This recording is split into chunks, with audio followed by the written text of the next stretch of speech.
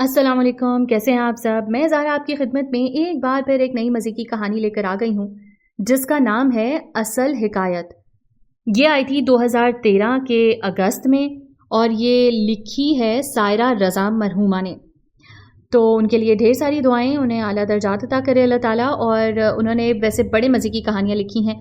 یہ ایک اور مزے کی کہانی، فنی سی، اس میں فن بھی ہے اور رشتے اور ان سب کی پیچیدگیاں اور مزے اور اکٹھے رہنا، تو بہت مزے کی کہانی ہے۔ آپ لوگوں کو سن کر اتنا ہی مزہ آنے والا ہے جتنا مجھے پڑھ کر آیا تھا۔ تو چلیں اب کہانی کی طرف چلتے ہیں۔ کلیم کلیم کلیم، اس نے اپنے عود کراتے شدید ترین غصے اور بے بسی کو اس کے نام کی تکرار کرتے ہوئے جیسے پرسکون رہنے کی تلقین کی۔ رونے سے آنکھیں سرخ، پلکیں نم اور ناک سے پانی بہہ رہا تھا۔ ٹشوز کا ایک ڈھیر، شدید ترین غصے کی حالت میں بھی اسے احساس تھا کہ ٹشو کا چڑمڑ گولا ڈسٹ بن کے اندر ہی جائے۔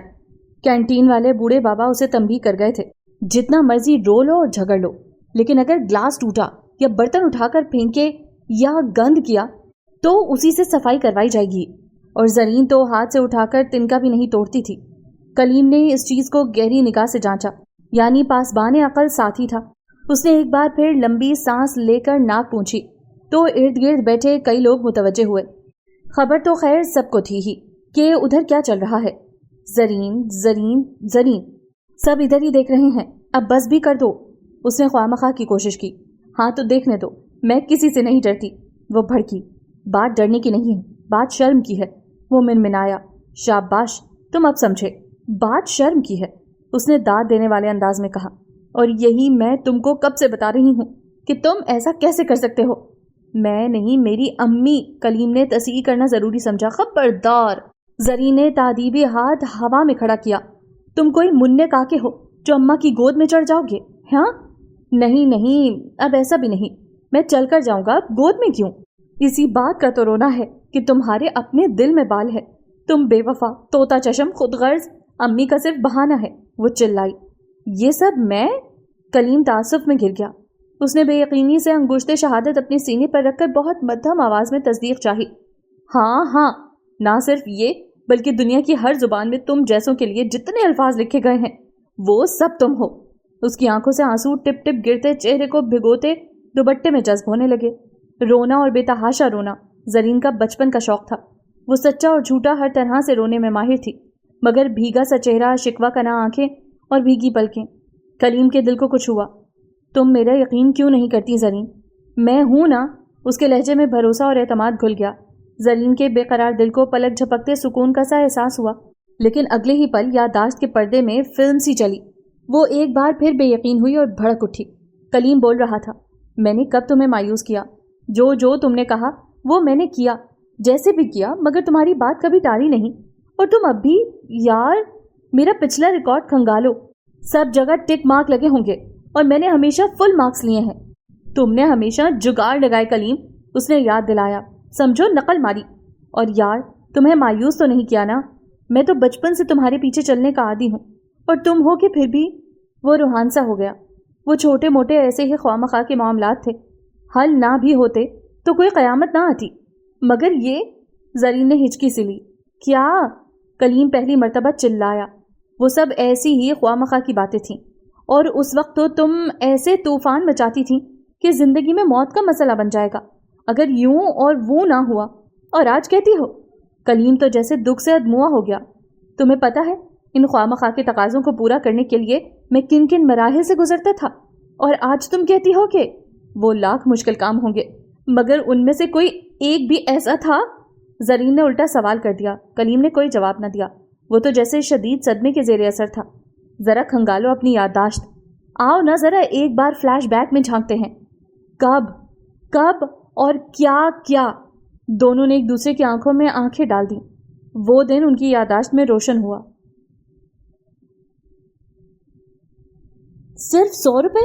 اس نے نوٹ کو الٹ پلٹ کر حیرانی سے یوں دیکھا اور مسئلہ جیسے ایک چسپاں خفیہ نوٹ ابھی سامنے آ جائے گا۔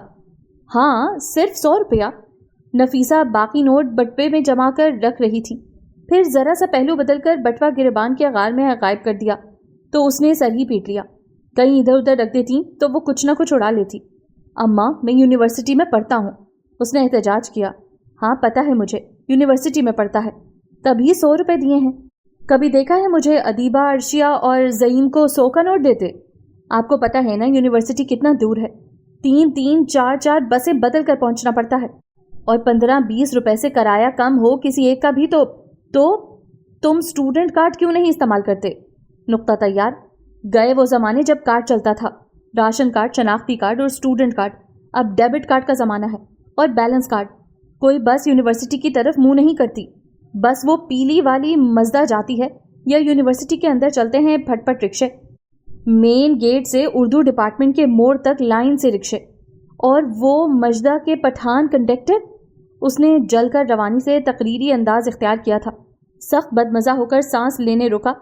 वो कंडक्टर स्टूडेंट के नाम पर उसे घूरते हैं कि बंदे का दम निकल जाए। खौचा इतना बड़ा बड़ा आदमी होकर दाढ़ी मूछ रख के स्टूडेंट बनकर धोखा देता है, खुद को भी, अम को भी और अपने बाप को भी। सीधा सीधा मेहनत मजदूरी पर लगता, शाम को 4 पैसे बाप के हाथ रखता।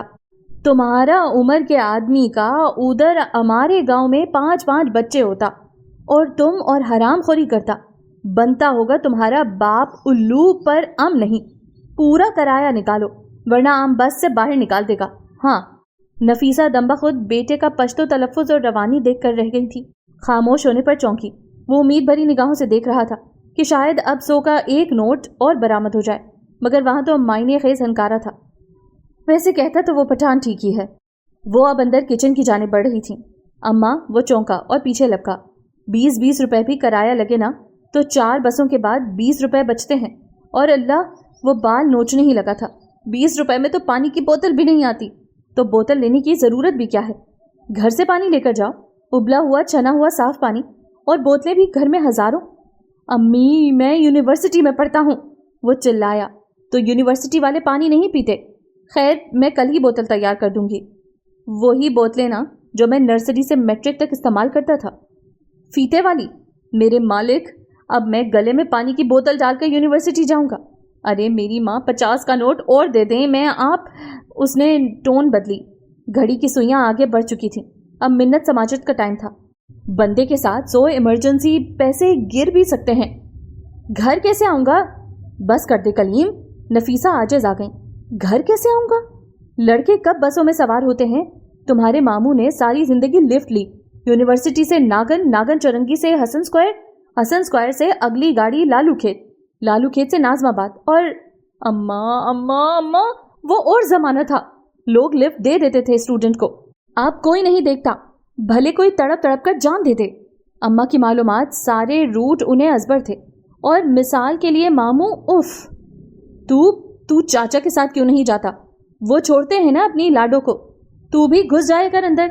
वो ऐसे झुंझलाया जैसे कपड़ों में कोई कीड़ा घुस गया हो। मैं केजी क्लास में नहीं पढ़ता अम्मा कि चाचा पिक एंड ड्रॉप करेंगे, और फिर भी आपके कहे घुस जाता हूँ। मगर चाचा अपनी लाडो को आजकल 3rd पीरियड के हिसाब से छोड़ते हैं। मुझे पहला पीरियड लेना होता है। नफीसा ने रुख मोड़ लिया। उन्हें जैसे कोई परवाह नहीं थी। भले बोलता रहे। वो 100 रुपए दे चुकी थी। बर्तन धोने लगी। ठीक है, ना दें, संभाल कर रख लें 100 के नोट। गिनती रहिएगा जिंदगी भर। आपका असल सरमाया मैं हूं कि ये नोट? बैठ जाऊंगा मैं भी मामू की तरह किसी ऐरे गैरे की गाड़ी में। पहुंचा देगा वो मुझे कहीं आगे। गुमशुदा अफराद में कल मेरा भी नाम होगा। फिर रोती रहिएगा। जा रहा हूं मैं। वो बेहद खतरनाक ऐलान करके तेजी से बाहर निकला। नफीसा शशदर रह गई। हाय अल्लाह ना करे। अरे रोक रोक कलीम, कलीम, सुबह सुबह कैसी मनहूस बातें। अरे ले जा 100 का नोट। वो बेहद हड़बों के आलम में बटवा निकाल रही थी। बेटा गेट पार करने को था। दौड़कर आती माँ को देखा भी नहीं। नफीसा ही ने हिम्मत दिखाई। बटवे से बरामद किए नोट खुद ही उसकी जेब में ठोसे। वो नरूठेपन से खड़ा ही रहा। नफीसा ने एड़ियां उठाकर लंबे बेटे की पेशानी भी चूमने की कोशिश की। बेटा हुनूज अकड़ा, सूजा, रूठा। फी अमानिल्लाह, ध्यान से जाना। वो ऐसे तड़ल्ले बैल की तरह भागा। नफीसा तब तक दरवाजे पर खड़ी आयात पढ़कर फूंकती रही। जब तक वो नजर आता गेट बंद करके अंदर जाते जाते भी दहल कर लाहौल पड़ती रही। उधर साहबजादे ने गली का मोड़ मुड़ने के बाद तसल्ली से नोट बाहर निकाले। इधर उधर मोहतात निगाहों से देखा। फिर एक खबासाना सी मुस्कुराहट उसके चेहरे पर फैली। कंजूस अम्मा ने खौफजदा होकर जज्बात में आकर पूरे 200 रुपए जेब में ठूसे थे। वाह,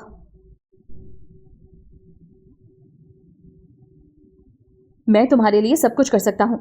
اب تو تمہیں یقین آ گیا ہوگا نا؟ اسے خوب لطف اندوز ہو کر بریانی کھاتا دیکھ کر اس نے جتایا تھا۔ اس کا مزے سے چلتا منہ رک گیا۔ یہ صرف 200 روپے کی بریانی اور کولڈ ڈرنک ہے کلیم، اور تم کہتے ہو کہ سب کچھ کر سکتے ہو۔ اور یہ صرف 200 روپے میں نے کیسے حاصل کیے ہیں یہ تو تم جانتی ہی ہوگی۔ ہاں وہ بات دوسری ہے، مجھے اندازہ ہے کہ تم نے کتنی محنت کی ہوگی۔ اس نے ڈیلے گھمائے۔ اتنے امیر باپ کی بیٹی ہو کر تم نے مجھے پورے 1 ہفتے سے ذلیل کر رکھا تھا۔ زرین؟ کہاں ذلیل کر رکھا تھا؟ ایک فرمائش ہی تو کی تھی کہ بریانی کھلا دو۔ قسم سے میری زبان ترس گئی ان چٹپٹے ذائقوں کے لیے۔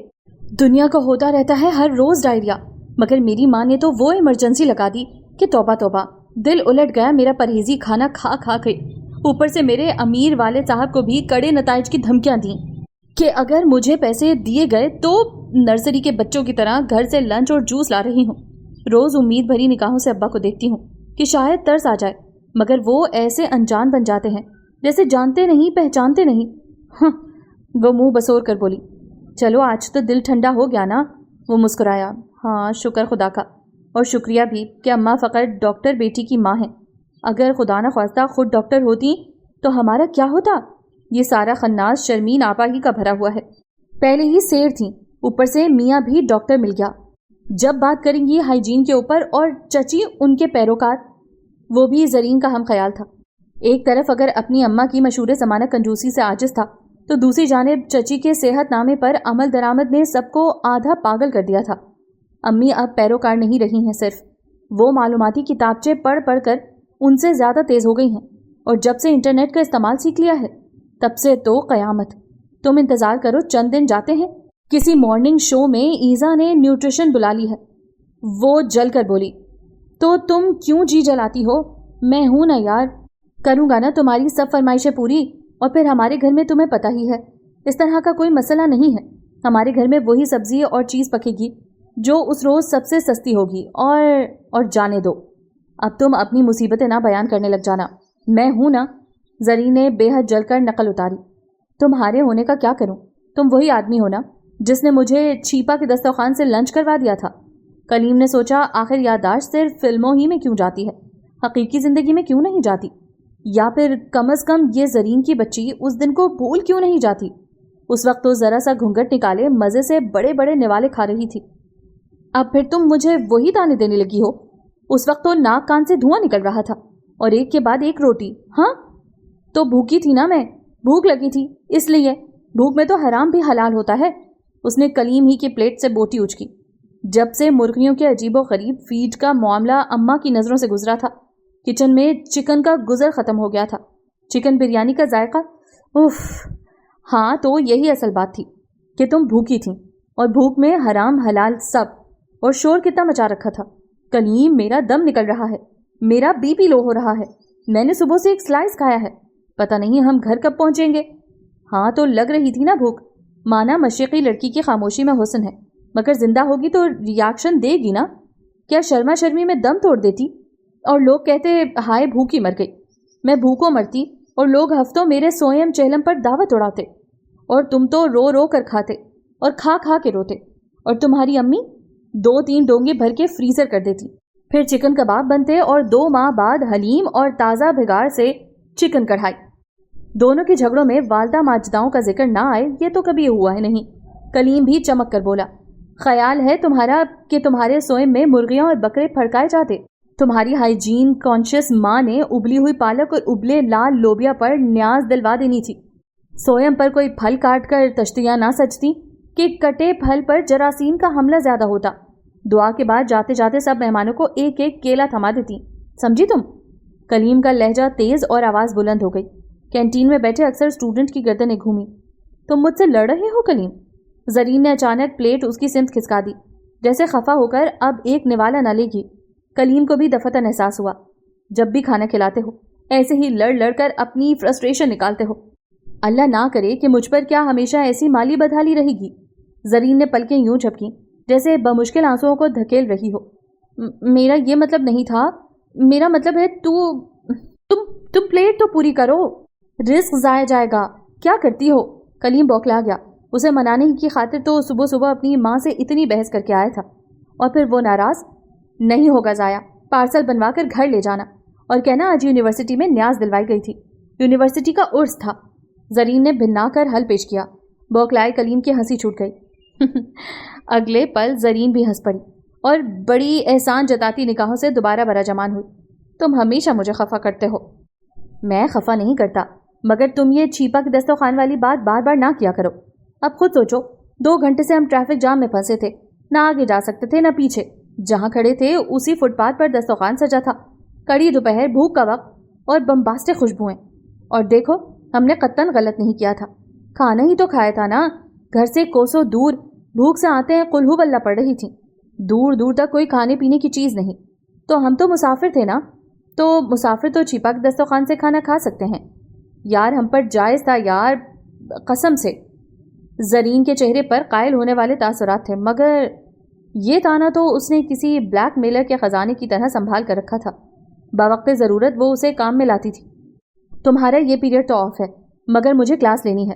तुम्हें क्या चचा जान लेने आएंगे? मज़े से बिरयानी खाने के बाद कलीम उठते हुए पूछने लगा। हाँ, तुम भी साथ चलना? नहीं, मुझे 2 बजे के बाद कुछ काम है, किसी से मिलना है, तुम चली जाना। और हाँ, बिल मैं दे चुका हूँ। बात सुनो कलीम, तुम्हारे पास वापसी का किराया है ना? जरीन को सब खबर थी। हाँ हाँ बिल्कुल। कलीम ने जेब थपथपाई। ओके बाय, जरीन ने मुस्कुराते हुए जवाब दिया। कैंटीन में नए स्टूडेंट का एक रेला हंसता मुस्कुराता दाखिल हुआ तो कलीम, जो माजी में खोया हुआ था, बुरी तरह चौंक कर लौटा। जरीन हस्बे मामूल उसे ही देख रही थी। तुम लोगों का प्रॉब्लम सॉल्व नहीं हुआ अब तक? तीनों ने इर्द गिर्द से कुर्सियां उठाई और बैठ गए। और तुम रोती रही हो जरीन? सलमा ने उसके सूजे पपोटे देखे। तो तुम्हारे ख्याल में इसके पास बैठकर हंसा जा सकता है? उसने खास जाने वाली निगाहों से कलीम को घूरा। इसे हंसना आता ही नहीं है। रोज़े हशर, जानदार तो जानदार, ये बेजान कुर्सियां मेज़ें भी गवाही देंगी कि तुमने मुझे रुलाया। जरीन ने तड़प कर कहा। ओह प्लीज़, अब तुम लोग दोबारा शुरू मत हो जाना। काशिफ ने मेज़ पर हाथ लिटा दिए। Cease fire. मेरे ख्याल में यहाँ बात आंटी के खानों की हो रही थी कि जायका बहुत है। मैंने भी सुना ही है, टेस्ट कभी किया नहीं, सलमा ने कहा। और कभी कर भी नहीं सकोगी। वो दुनिया की सबसे कंजूस खातून है। जरीन ने से को इतना खींचा जितना उसकी सांस खींच सकती थी। कंजूस नहीं, सलीका शार। कलीम ने उसी के अंदाज से शार को सांस की हद तक खींचा। रहने दो बस। तुम्हें पता है इनके घर में लीमू के 2 पौधे हैं और उस पर लगते हैं ये कीनू के साइज के रसीले लीमू। इनके घर का सरकारी मशरूब है सिकंजबीन, गर्मियों में, सर्दियों में लीमू वाला कहवा, और निचोड़े हुए लीमू से बना लिया जाता है अचार। मज़े की बात सुनो कि ऐसे अचार का भी कभी जलवा नहीं कराया गया। फिर भी तुम अक्सर अचार चोरी कर लेती हो। कलीम ने झट आईना दिखाया।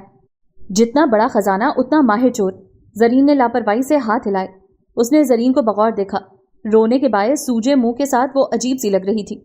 ऐसे सूजे मुंह वाली ज़ारो कतार रोती लड़की को देखकर सब सोचते होंगे, ये कोई नहीं जानता कि पिपक पिपक कर रोती ये मजलूमा दर हकीकत बहती आंखों के साथ भी हशर सामने वाले का करती है। कलीम तेज लहजे में बोला। तुम्हारे ऐसे रोने का एक किस्सा तो यादगार है ही। काशिफ ने मजा लिया। सलमा ने भी इस बात में सर हिलाया। कलीम ने दांत पीसे और जरीन ने कहका। कौन सा? किस्सा ऑनर्स के पहले साल का था। नाजिया 1 साल पीछे थी। वो तजस्सुस के मारे उछली। जरीन ने कहका लगाया और कलीम ने इस बार रुख ही फेर लिया। सलमा ने दोनों के चेहरे देखे, फिर कलीम के गुस्से के ख्याल से टाल गई। वैसे बाय द वे, तुम लोग आज किस बात पर तन कर बैठे हो? सलमा ने भवें उचका कर पूछा। दोनों ने एक दूसरे को देखा और फिर आंखों ही आंखों में ना बताने का फैसला कर लिया। नहीं, कोई खास नहीं, एक साथ ही मुंह से निकला।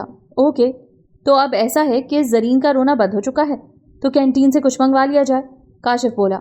बिल्कुल, जो कुछ है सबको ऑर्डर दे दो, बहुत भूख लगी है, नाजिया ने कहा। और कलीम, तुम प्लीज मुझे वो निचड़े हुए लीमू वाला अचार जरूर चखाना। दे देंगी ना तुम्हारी अम्मा? उसने खच्चे के तहत पूछा। वो दे न दे, तुम्हें अचार खाना है ना, मिल जाएगा, जरीन ने लापरवाही से तसल्ली दी। मैं तंग आ गई हूँ अम्मी, ये खिचड़ियाँ, दलिए, सूप और जूस पी पी कर। खुदा के लिए मुझे नॉर्मल खाना खाने दें। जरीन ने सब्जियों के सूप को इंतहाई नागवारी से देखा और डोंगा पीछे सिरकाया। जब तक तुम पूरी तरह ठीक नहीं होगी तुम्हें यही सब खाने को मिलेगा। मैं ठीक हो चुकी हूँ अम्मी, उसने जोर देकर कहा। तो फिर परसों रात को उल्टियाँ क्यों की? जो चीज़ है ही उल्टी, मैं उसे सीधा कैसे कर सकती हूँ? तुम बहुत फजूल बोलती हो जरीन। नसरीन तसल्ली से सोफे पर टिकी। जरीन थोड़ा पीछे सिरकी। माँ से कुछ بعید नहीं कि उसके हाथ पैर बांध कर सूप पिलाना शुरू कर देती। हैरान मैं इस बात पर हूँ कि इतनी एहतियात के बावजूद तुम्हारा पेट अभी तक गड़बड़ क्यों है? तुमने कोई बेएहतियाती तो नहीं की? उनकी मशकूक निगाहें उसे टटोलने लगी। इससे पहले कि आंखें सब कह देती है जो बात हम कह नहीं पाते के मुस्ताक वो भेद जानती, जरीन जरा सा उछले। मैंने कौन सी बेहतियाती करनी है? 20 दिन से जेब खर्च बंद है। अब्बू तक को आपने पाबंद कर रखा है। बच्चों की तरह घर से सेब, सैंडविच और उबले हुए पानी की बोतल लेकर जाती हूँ। अब और क्या करूँ? तो फिर अभी तक आराम क्यों नहीं आया? आप समझ क्यों नहीं लेती? पैदा होने से अब तक मिलावट शुदा चीजें खाने की आदत है। नहीं कबूल कर रहा मेरा मैदा इस इंतहाई खालस खुराक को। क्यों जुल्म करती हैं आप मुझ पर? मैं आपकी बेटी हूँ अम्मी। मुझे तजुर्बा गाह का केमिकल ना समझें आप, प्लीज। वो लज्जाजत से कहती खड़ी हो गई। मैं जा रही हूँ। किधर? ताई अम्मी के पास। शायद वहां से मिल जाए कोई चीज खाने को। मिल गई तुम्हें वहां से चीजें? रात का सालन होगा। पेट और दर्द करेगा जरीन। करता रहे, मेरी जुबान को तो सुख मिलेगा। तरस गई जायके को। आप खुद पिए ये सूप। हाँ। वो दुपट्टा टिकाती, जूतियां फंसाती ताई के घर चली। दरमियानी बाढ़ फलांगते अंदर बढ़ी। अंदर सन्नाटा था, मगर मीठी मीठी मजेदार खुशबू आ रही थी। खुशबू के ताक़ुब में उसके कदम उसे किचन तक ले गए। जाली का सफेद दरवाजा बंद था। उसने नाक चिपकाकर अंदर झांका तो एक बड़े पतीले में खीर थी। डोंगे सामने रखकर वो खीर निकालने वाली थी। यकीनन चमचा चला चला कर थक गई थी। जब ही स्टूल पर टिकी दुपट्टे के पल्लू से पसीना पहुंच रही थी। आज तो आपने बड़ी मेहनत की ताई जी। वो इतनी अचानक नफीसा बेगम के सामने खड़ी हुई थी कि कुछ छुपाने का तो छोड़ो, उन्हें सही तरीके से चौंकने का भी मौका नहीं मिला। और आप तो सारी पसीना पसीना हो रही हैं।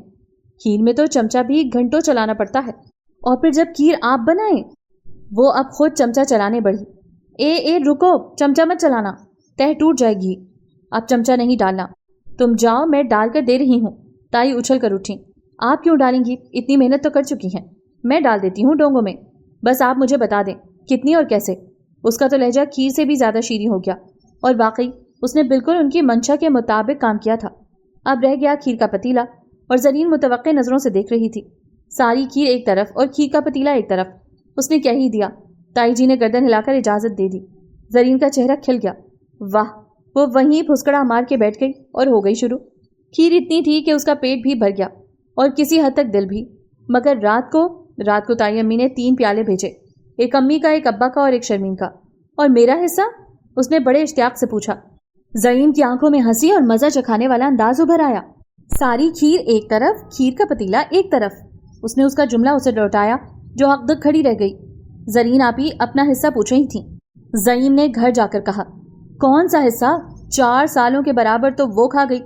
मासी की छू मुंह मुझसे कहने लगी, आपा जी खीर का पतीला आपने खुद ही धो लिया। मेरा इंतजार ही कर लेती। मैंने जब झांक कर देखा तो ऐसे निखरा सुथरा जैसे अभी दुकान से खरीद लाई हूँ। मुझे तो पतीले का वजन भी हल्का लगा। दीवारें तक खा गई वो। हाँ, है मेरी अम्मी इतनी ही कंजूस, और हमेशा रहेगी। फिर भी तुम उनकी बहू बनने के लिए बेताब हो। तुम्हें तो रास्ता बदल लेना चाहिए ना। जरीन हक तक रह गई। अभी कुछ देर पहले तो आंखों ही आंखों में असल मसले को ना बताने की हिदायत की थी, और अब खुद ही वो बेसाख्ता खड़ी हो गई थी। वो दोनों एक दूसरे के लिए लाजिम मलजूम थे। हम निवाला वहम प्याला, मगर बहू? और क्या कलीम की अम्मी जरीन को बहू नहीं बनाना चाहती? मगर क्यों? तीनों के दिलो दिमाग में सवाल गर्दिश कर रहे थे। काशिफ, सलमा और नाजिया का बुरी तरह हैरान होना कतई हैरान कर नहीं था। कलीम और जरीन एक दूसरे का साया बने रहते थे। हालांकि कलीम का यूनिवर्सिटी में आखिरी साल था। दोनों के पीरियड्स और फरागत के औकात मुख्तलिफ थे, मगर वो दोनों जरा सी भी फुर्सत पाते ही एक साथ नजर आते। दरअसल कलीम का अंदाज कुछ भाई जान वाला था। वो जितने तहम्मुल और ज़ब्त से जरीन को बर्दाश्त करता था, उनके रिश्ते में नाजो अदा का तो दूर दूर तक वास्ता ही न था। रोना और लड़ना मनाने वाली सूरत हाल कभी सामने आई ही नहीं। सो वो तीनों शदीद हैरान थे। जरीन के वालिद अपना छोटा सा बिजनेस करते थे और 2 बच्चों शर्मीन और जरीन के साथ घर में खुशहाली और बेफिक्री का दौर दौरा था। जबकि कलीम के अब्बा सरकारी मुलाजिम थे, ऊपर से बच्चे पूरे 5। दोनों घर एक ही नक्शे पर बनाए गए थे, मगर गुजरते वक्त ने जरीन के घर को जदीदियत से हम आहंग कर रखा था। जरीन की अम्मी घर को सजाने बनाने की शौकीन भी थी, और इस सिलसिले में ना तो कोई जुबानी कलामी एतराज था और ना ही रुपए पैसे के हवाले से। सो वो जी भर के अपने अरमान पूरे करती। हर बरस पूरे घर का कलर बदल दिया जाता। یا پورے گھر کے پردے نئے خریدے جاتے، کبھی کچن کو اثر نو ترتیب دیا جاتا اور میچنگ برتن تک خرید لیے جاتے۔ لباس اور طرز زندگی پر بھی یہی میلان چھایا ہوا تھا۔ دوسری جانب نفیسہ بیگم تھی۔ محدود آمدنی، بڑی فیملی اور گھر کی تزئین و آرائش کا شوق، صفائی پسندی ان کی زرین کی امی سے بڑھ کر تھی۔ مگر اتنے محدود وسائل اور لامحدود مسائل میں وہ اپنا شوق کیسے پورا کرتی؟ تو یہاں سے ان کی سلیقہ مندی کا آغاز ہوتا تھا۔ وہ زرین کی امی کی سلیقہ مندی اور نفاست کو پیسے کا تڑکا کہتی اور سینہ ٹھونک کر اعلان کرتی۔ جس طرح وہ ہر شے کو لے کر چلتی ہیں، اگر نسرین اس طور ایک ہفتہ بھی گزار دیں تو وہ مان لیں گی۔ نفیسہ بیگم کے ہاں 10 سال پرانا وائٹ واش یوں چمکتا تھا جیسے ابھی کل ہی کروایا ہو۔ نسرین کی صفائی ماسیوں کی مرہون منت تھی، تو نفیسہ شروع سے اور اب تک اپنے زور بازو پر بھروسہ کرتی۔ بچوں کی تربیت میں اپنی احتیاط پسندی، چیزوں کی قدر، وقت کی قدر، اہمیت سب کوٹ کوٹ کر بھر دی تھی۔ بچے اس عمر میں آ کر زمانے کے نئے چلن کے دیکھ کر کبھی کبھار انگڑائی لے کر بیدار ہوتے تو وہ بخوبی جانتی تھیں کہ کیسے انہیں تھپک کر سلانا ہے۔ نفیسہ کی زندگی جہد مسلسل تھی، جس کا پہلا اور آخری مقصد یہی تھا کہ کم خرچ بالا فیشن کیسے کیا جا سکتا ہے۔ چھوٹی چھوٹی معمولی چیزوں سے آغاز کرتی تھیں اور انتہا تک جاتی۔ ریڑھی سے وہ سب سے سستی والی سبزی خریدتی، وہ بھی بڑی رد و قد کے بعد کہ گھر میں ہر موسم کا پھل سبزی اگا رہی تھی۔ گملوں میں ہری مرچیں، دھنیا پودینہ بہار دکھاتا، آم کی خالی پیٹی میں مٹی بھر کے گوبھی تک کے پھول اگا لیے، کریلے، پھلیاں، ٹماٹر، بینگن، توری تو جیسے دائیں ہاتھ کا کمال تھا۔ آلو تک نکال چکی تھیں، رنگین شملہ مرچ بھی اگا لیں، چیکو، امرود، انار، پپیتا کے پیڑ لگا رکھے تھے۔ دوسرے ان کا مشہور زمانہ لیمو کا پیڑ، جو در حقیقت ان کا دکھ درد اور ہر مسئلے کا ساتھی تھا۔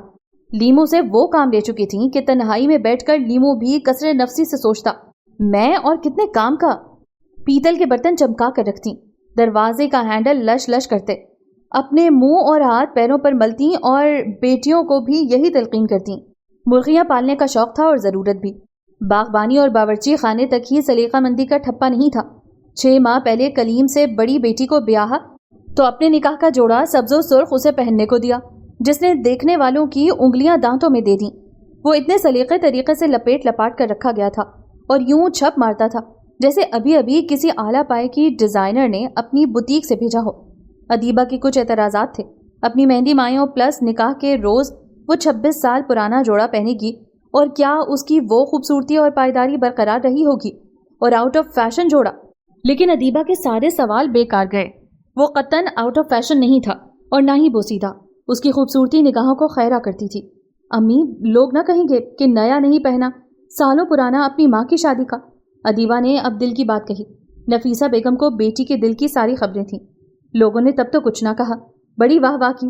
24 گھنٹے کے 48 نیوز بلیٹن میں خبر چلی تھی، ثانیہ مرزا نے اپنے نکاح کے روز اپنی ماں کے نکاح کا جوڑا پہنا، 7 کانچ کے ہاتھوں بھر بھر کر چوڑیاں، اور یہ جو وہ اس نواب کی دلہن بنی ہے، وہ جو 0 نمبر کی اداکارہ ہے۔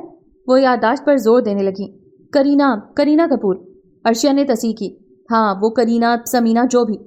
اب خود بھی اتنی نمبر 1 اداکارہ، اس کے پاس کون سی پیسے کی کمی تھی؟ یا اس موئے نواب کے پاس خالی پیپا تھا؟ مگر پہنا نا اس نے بھی اپنی ساس کا شادی کے روز والا لہنگا۔ ان کے پاس مثالوں کی کمی نہیں تھی۔ نفیسہ بیگم اور نسرین بیگم کے درمیان وہی روایتی چپقلش اور کشمکش تھی جو دیورانی جٹھانی کے رشتے میں عام طور پر ہوتی ہے۔ نسرین جب بیاہ کر آئیں تو سارا گھر ایک ہی تھا، اور گھر میں اور سارے خاندان میں نفیسہ کے طور طریقوں، سلیقہ مندی کا توتی بولتا تھا، بلکہ نسرین تو شادی سے پہلے ہی نفیسہ کے چلن سے بہت حد تک واقف ہو چکی تھی، اس لیے بڑے ہی داؤ پیچ کھیل کر کہلوا دیا کہ وہ اپنے لیے بری کی تمام چیزیں خود ہی خریدے گی۔ نفیسہ کی شادی کو 4 سال ہو چکے تھے اور وہ ہنوز بے اولاد تھیں۔ دیور چونکہ سگا خالہ زاد تھا، سو اس سے لگاؤ قدرتی تھا۔ اس کی شادی پر وہ اپنی سلیقہ مندی کی دھاک بٹھانا چاہتی تھیں، مگر یہ موقع مل نہ سکا۔ انہیں اس طرح منہ پھاڑ کے بری کے لیے دلہن کی مرضی والی بات بھائی ہی نہیں، پیغام رساں کو کہلوا دیا کہ بری تو لڑکے والوں کا ارمان ہوتی ہے۔ پیغام رساں بھی کچھ فتنہ پرور تھا، اس نے جوابی پیغام منہ پھاڑ کے کہلوا دیا، تو لڑکی کے ارمان کہاں گئے؟ اور جس نے پہننا ہے اسے ہی پسند نہ ہوئے تو؟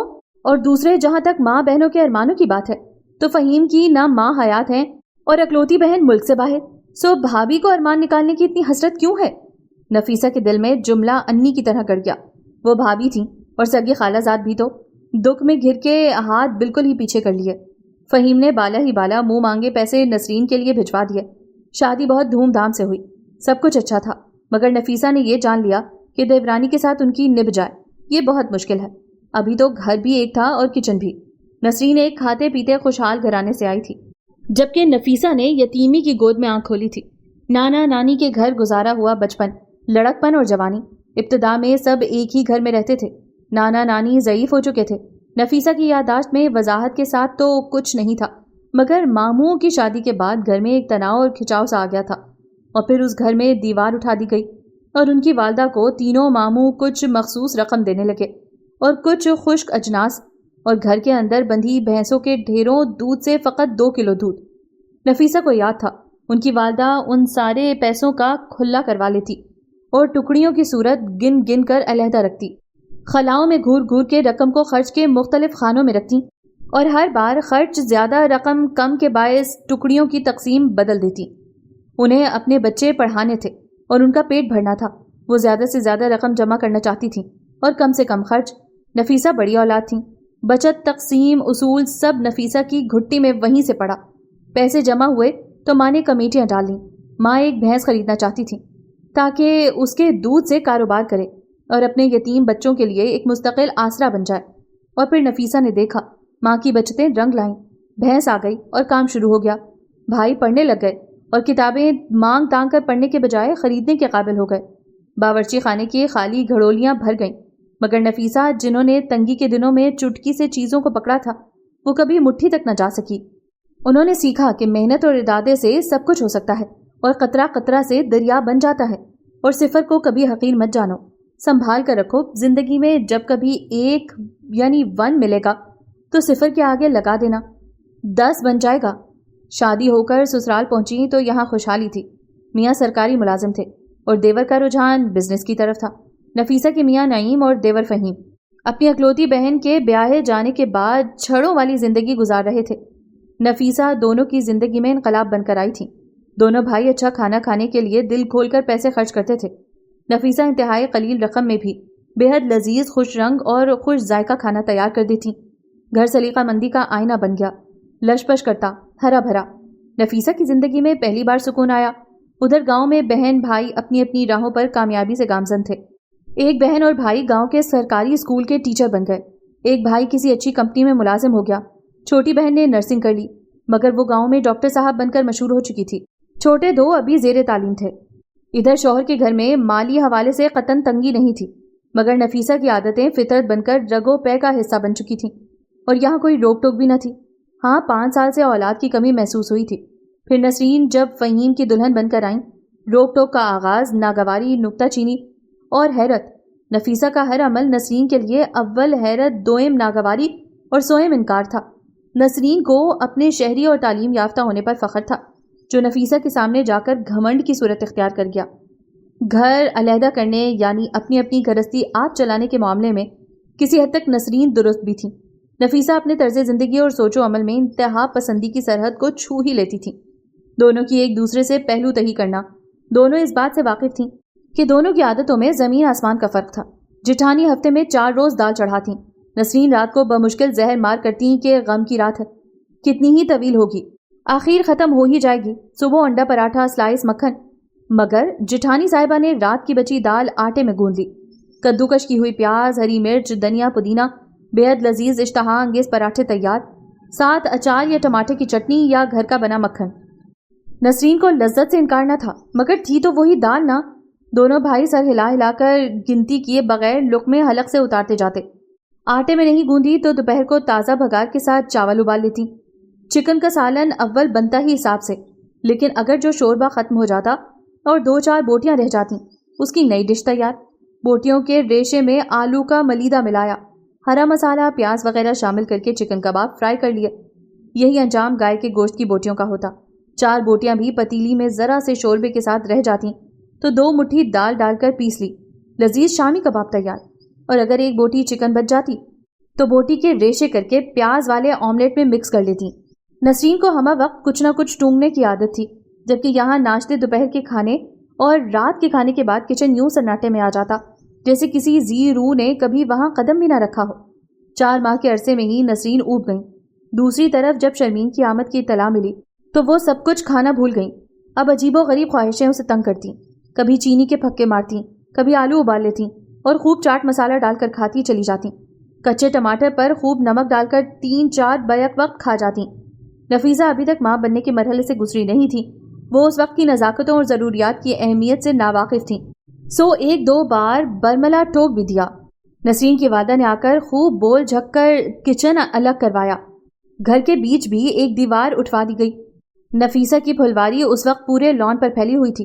وہ جب صبح کے کاموں سے فارغ ہو کر پورے استحقاق سے کھرپی لے کر لان میں کھوجتیں، پتے جھاڑتیں، گوڈی کرتیں، کھاد ڈالتیں تو نسرین کے سینے پر مونگ ڈلتیں، اپنی بھابھی سے کہیے اپنا کھیت اپنے حصے تک محدود رکھیں، نہ جانے کون کون سے کچرے اکٹھے کر کے ڈرم میں رکھتی ہیں، بایو کھاد بناتی ہیں، ڈرم میں ہفتوں پھلوں سبزیوں کے چھلکے بند رکھتی ہیں، پھر جب اسے کھولتی ہیں تو کھاد تو نہیں، نہ جانے کون سا کیمیکل باہر نکل آتا، اسے ہاتھوں پر تھیلی چڑھا کر کیاریوں میں ٹھونستی جاتی ہیں، ایسی بدبو ہوتی ہے کہ نسرین یہ میں نہیں کہہ سکتا، تم کہہ لو یا برداشت کر لو، گھر الگ کر دیے، تم یہ بھی دیکھو ان کی محنت کی بدولت کتنا تازہ ماحول ہے، لگتا ہی نہیں ہم کراچی جیسے آلودگی والے ماحول میں رہتے ہیں۔ تازگی کا احساس، اسے آپ تازگی کہتے ہیں؟ دراصل آپ بھی 5 سال سے ساتھ رہ کر ویسے ہی ہو گئے ہیں، سڑاند کو تازگی کہہ رہے ہیں۔ یار وہ 2-4 دن رہے گی پھر مٹی میں جذب ہو جانا ہے، 2-4 دن میں نے بھی مٹی میں جذب ہو جانا ہے، وہ دل گیر لہجے میں بولی، آنکھوں میں آنسو بھی بھر آئے، اور انہی آنکھوں کے پیچھے پاگل ہو کر تو محبت کی شادی کی تھی۔ گھر میں کچن کا کام کرنے کے لیے لکڑی والے آئے ہی ہوئے تھے، کچن الگ ہو گیا۔ فہیم نے آرائش کی تمام چیزیں اس وقت ایک جیسی ہی خریدی تھیں کہ دونوں جانب تفریق نہ دکھائی دے، مگر بعد میں جب وقت گزرا فہیم اپنی کاروباری مصروفیات میں گر گئے، شرمین پیدا ہوئی۔ ادھر سال بعد نفیسہ اور نعیم کے ہاں بھی ادیبہ نے جنم لیا، اور سال بعد کلیم اور پھر باقی 3 بچے، اور ادھر شرمین کے 5 سال بعد زرین۔ وقت بھی تقسیم ہو گیا، میل ملاقات بھی محدود، شاید جوش و جذبہ نفیسہ کی فطری کفایت شعاری احتیاط پسندی 5 بچوں کے بعد اتنی مستحکم ہو گئی کہ اب دنیا ادھر سے ادھر ہو جائے وہ باز نہیں آ سکتی تھیں۔ فہیم کے کاروبار نے دن دگنی رات چوگنی ترقی کی، انہوں نے پڑوس کے گھر کو خرید کے اپنا گھر مزید بڑا کر لیا۔ اب دونوں اپنی اپنی گھرستی کی خود ذمہ دار تھیں، سیاہ و سفید کی مالک جو جیسا چاہتی تھیں کر گزرتی تھیں، جٹھانی کی سلیقہ مندی کو نہیں پہنچ سکتی تھیں تو نفیسہ دیورانی کے گھر پیسے کے ضیاع کو قبول نہیں کر سکتی تھیں۔ دونوں نے اپنے بچوں کی تربیت اپنے انداز سے کی تھی، مگر زرین کے ساتھ معاملہ کچھ اور تھا۔ شرمین طویل عرصہ اکلوتی اولاد رہی تھی، قدرتی طور پر نسرین کو شرمین بہت پیاری تھی، پہلی اولاد تھی، شاید ہر ماں کو پہلا بچہ زیادہ پیارا ہوتا ہے۔ زرین کی پیدائش کے وقت شرمین کے اسکول کا پہلا سال تھا، وہ بے حد ذہین بچی تھی، اس نے 3 ماہ ہی میں سارا کورس فر سنا کر جمپ کر لیا تھا۔ اتنی اضافی ذہانت کی حامل بچی، نسرین کی ساری توجہ اس جانب تھی۔ زرین جیسے بے وقت آئی تھی، شیر خوارگی کے 2.5-3 سال آیا کے ساتھ گزر گئے، شرمین کی ذہانت جیسے ہر روز بڑھتی گئی اور نسرین کو اسے ہر وقت کھاد پانی دینا پڑتا۔ ایسے میں زرین نے خود ہی اپنے لیے راستے ڈھونڈ لیے، وہ اپنی چھوٹی سی گڑیا تھامے سارے گھر میں گھومتی، جہاں دل چاہتا وہاں گھس جاتی، الماری کے اندر، پردوں کے پیچھے، میز کے نیچے، کیاریوں کے پنجرے، اور پھر دوست کے نام پر کلیم۔ ایک ہی والدین کی اولاد ہونے کے باوجود دونوں بہنیں ایک دوسرے کا الٹ تھیں، صبح و شام جیسا فرق تھا گویا۔ زرین ایک بے حد لاپرواہ بچی تھی، اسے ماں کے طے شدہ اصول کبھی نہیں بھائے۔ شرمین اس کی بالکل الٹ ایک اچھی بچی تھی، زرین کو اپنے کزنز کے ساتھ مل کر کھیلنے کودنے میں بے حد مزہ آتا، اور سب سے بڑھ کر کلیم کے ساتھ۔ بہت بچپن ہی سے کلیم اس کے لیے ایک سایہ سا تھا۔ زرین نسرین کے لاکھ جتن پر شرمین کے اسکول کا ایڈمیشن ٹیسٹ پاس نہ کر سکی، ناچار اسے کلیم وغیرہ کے ساتھ داخلہ لینا پڑا۔ اریبہ بڑی تھی اور ارشیہ کافی چھوٹی، زرین کی سب سے زیادہ کلیم ہی سے بنتی تھی۔ دونوں کی ماؤں کے اختلافات وقت کے ساتھ ساتھ بڑھتے ہی گئے۔ شرمین کے ڈاکٹر بن جانے اور بعد میں ڈاکٹر داماد مل جانے سے نسرین کے مزاج اور غرور کو 7ویں آسمان پر پہنچا دیا۔ زرین نے کبھی بھی ان کے کسی خواب کو پورا نہیں کیا تھا۔ پڑھائی کے لیے اس نے جرنلزم چن رکھا تھا، وہ انہیں اپنی کم نفیسہ بیگم کی بیٹی زیادہ لگی، کلیم کے پیچھے بھاگتی دوڑتی، اور یہ سچ تھا کہ زرین میں نفیسہ بیگم کیسے انداز جھلکتے تھے، اور نفیسہ اکثر دل میں مسکراتی کہ نسرین نے شرمین سے توجہ ہٹا کر دیکھا ہی نہیں کہ 2 اولادیں اور یکسر مختلف، ان کے 5 بچے ایک دوسرے کا پرتو تھے، انہیں زرین سے کوئی پرخاش نہیں تھی، زرین کو اپنی تائی سے کوئی عداوت نہیں تھی، تاوقت یہ کہ ایک روز دونوں کے عزائم منکشف ہوئے، زرین کا کلیم کے پیچھے لپکنا اور کلیم کا زرین کا سرپرست بن کر گھومنا۔ زرین پر انکشاف ہوا کہ نفیسہ بیگم کیا ارادے رکھتی ہیں کلیم کے لیے، اور کلیم کہتا تم ضرب کلیم سے ناواقف ہو، 100 سنار کی 1 لوہار کی، امی جو مرضی کہتی رہیں، کروں گا میں اپنی مرضی اور میں اپنی ماں کو منا لوں گا۔ تم اپنی امی کی فکر کرو، مگر یاد رکھو اس بات کو مناسب وقت تک راز میں رکھنا ہے۔ پہلے یہ صرف دیورانی جیٹھانی کی روایتی چپکلش ہوتی تھی، مگر اب اس میں تمہاری امی کی سگی بھانجی کی انٹری ہو چکی ہے، اور دیکھ رکھی ہے میں نے وہ بھانجی کالی سوکھی پینڈو۔ کلیم، تمہاری امی کو میرے جیسی دودھ ملائی لڑکی چراغ لے کر ڈھونڈنے سے بھی نہ ملے گی۔ اس نے گویا انکشاف کیا، تو تمہیں کب سے وہم ہوا کہ میری امی بہویں ڈھونڈنے کے لیے پہلے چراغ میں تیل ڈالیں گی؟ وہ دن کے وقت بہو ڈھونڈنے جائیں گی کیا؟ زرین چیخی۔ ڈھونڈنے کیوں؟ میں نظر نہیں آ رہی کیا؟ اوہ یار، میرا مطلب زعیم کی دلہن بھی تو ہوگی نا۔ ہاں ٹھیک ہے، لیکن کلیم، تمہاری امی کو بھانجی کا خیال آئے ہی کیوں؟ وہ اپنے ساتھ مربے لے کر آئے گی، زمیندار ہے میرے خالو۔ مربے؟ زرین حلق کے بل چیخی۔ تم مربوں کے لیے اپنی امی کی بھانجی سے شادی کر لو گے کلیم؟ وہ جیسے غم سے دوہری ہو گئی۔ بولو تمہیں کتنے مربے چاہیے؟ سیب کا مربع، آم کا مربع، گاجر کا مربع، اور تم بس بتاتے جاؤ۔ میں اپنے ابا سے کہہ کر مربوں کی فیکٹری تمہارے نام لگا دوں گی۔ اسے پہلی بار اپنی محبت کی ناؤ ڈولتی محسوس ہوئی۔ او بے وقوف، کلیم نے سر ہاتھوں پر گرایا۔ مربے نہیں، مربے یعنی اسکوائر، یعنی زمینیں، ایکڑ ہیں۔ اچھا وہ والا مربع۔ وہ مطمئن ہوئی۔ لیکن تم جرنلزم میں ماسٹرز کرنے کے بعد کھیتی باڑی کرو گے کلیم؟ وہ فخر رنگ کے ساتھ دھب سے بیٹھی تھی۔ پہلی بار کلیم کے چہرے کا رنگ اڑا۔ اس کی امی سے کچھ بعید نہیں تھا، لیکن دونوں کے درمیان چلنے والی جنگ جو دن بدن شدت اختیار کر گئی تھی، اس روز بے دہانی میں یونیورسٹی میں کاشف، سلمہ اور نازیہ کے سامنے سارے راز کھل گئے، اور یہ سچ تھا کہ بے حد قربت کے باوجود کسی کا دھیان کبھی غلط سے بھی اس طرف نہ گیا کہ یہ قربت چاچے تائی کے بچوں والی نہیں ہے، اس سے کچھ بڑھ کر ہے۔ جس دن سے زرین کو نفیسہ بیگم کے عزائم کی خبر ملی تھی، وہ صبح و شام کلیم کو باتیں سناتی اور مثالوں سے ثابت کرتی کہ وہ اپنی کنجوس اماں کے آگے کچھ نہیں کر سکے گا۔ کلیم اسے یقین دلاتا اور یاد کرواتا کہ وہ اپنی اب تک کی زندگی کو خوب اچھی طرح ٹٹولے، وہ ہمیشہ اس کی امیدوں پر پورا اترا ہے۔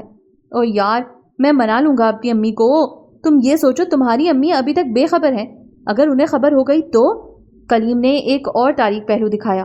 میری جانب صرف ایک میری امی ہی ہے۔ کتنے سکون اور بے فکری سے اس روز کلیم سے کہا تھا، اسے صرف اپنی امی ہی کو منانا ہے، ان کی طرف کوئی تیسرا نہیں ہے۔ لیکن اب وہ ڈائننگ ٹیبل کے پاس چیئر پر برا جمان ان چاروں کو دیکھ رہی تھی، جن میں وہ تیسرا بھی موجود تھا۔ گورا چٹا کھرچ کھرچ کے کی گئی شیو، گرے پینٹ پر نیلی نئی نکور شرٹ جس کے کف اور کالر اکڑے ہوئے تھے، کفلنگز اور سٹائلش ٹائی لگائے نکھرا ستھرا تیسرا۔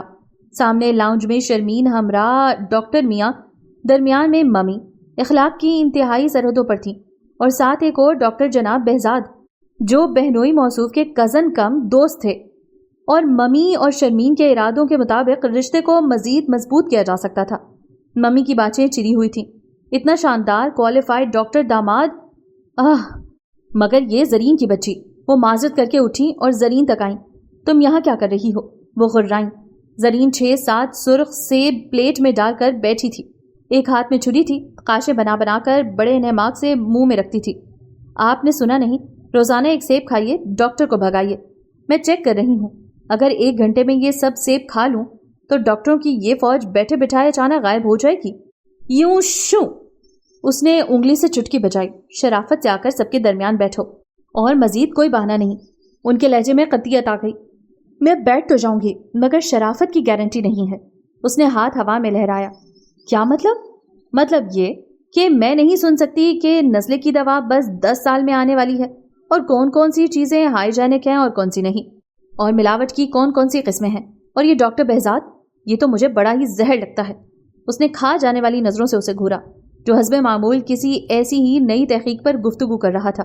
شرمین اور اس کے ڈاکٹر میاں کا اشتیاق اور کھلا منہ دیدنی تھا۔ ممی، آپ لوگ کیا ڈسکشن کر رہے ہیں؟ اب آ بھی جائیں، اور زرین تم بھی۔ شرمین نے ہانک لگائی۔ جی آپی، میں آئی۔ وہ ایسے اٹھی جیسے اسی آواز کی تو منتظر تھی۔ दरअसल मैं मम्मी से कह रही थी आपने कोल्ड ड्रिंक क्यों नहीं सर्व की, तो मम्मी ने कहा कि कोल्ड ड्रिंक बहुत हार्मफुल है इंसान के लिए। तो मैं ये सोच रही हूँ सारी जिंदगी पी पी कर हम पहले ही इतना नुकसान कर चुके हैं अपना, अब क्या होगा। देखिए गलती को जितनी जल्दी दुरुस्त कर लिया जाए। बहजाद ने जवाब दिया और साथ ही छोटी सी एक तकरीर कर डाली। जरीन ने दिल से मुस्कुराकर बहजाद को देखा। आप सही कहते हैं, अब आप मेरी ताई जान ही को देख लें, जिंदगी में कभी उन्होंने बाहर की ड्रिंक्स यूज नहीं की, हर मौसम में घरेलू शरबत। आप मेरी ताई से नहीं मिले, दरअसल वो बहुत जीनियस खातून है, उन्होंने कभी बाजार से सब्जी नहीं खरीदी, उनका पूरा बाग उनका खेत है। तो वो कहाँ रहते हैं, किसी गांव में? बहजाद के चेहरे पर इश्तियाक सा फैला। अरे, जरीन ने मसनूई हैरत से अपना माथा छुआ। गांव क्यों, यही तो कमाल है मेरी ताई जान का, वो हमारे घर के साथ ही रहती हैं। ये उस तरफ आप कभी आइएगा, मैं मिलाऊंगी उनसे और उनके कारनामे दिखाऊंगी। कभी क्यों, अभी चलते हैं। वो खड़ा ही हो गया। जरीन पहले ही तैयार थी, फौरन लपकी। मम्मी के चेहरे पर एक रंग आए और एक जाए। जरीन को दांत पीस कर और बहजाद को हाँ हाँ बेटा जाओ।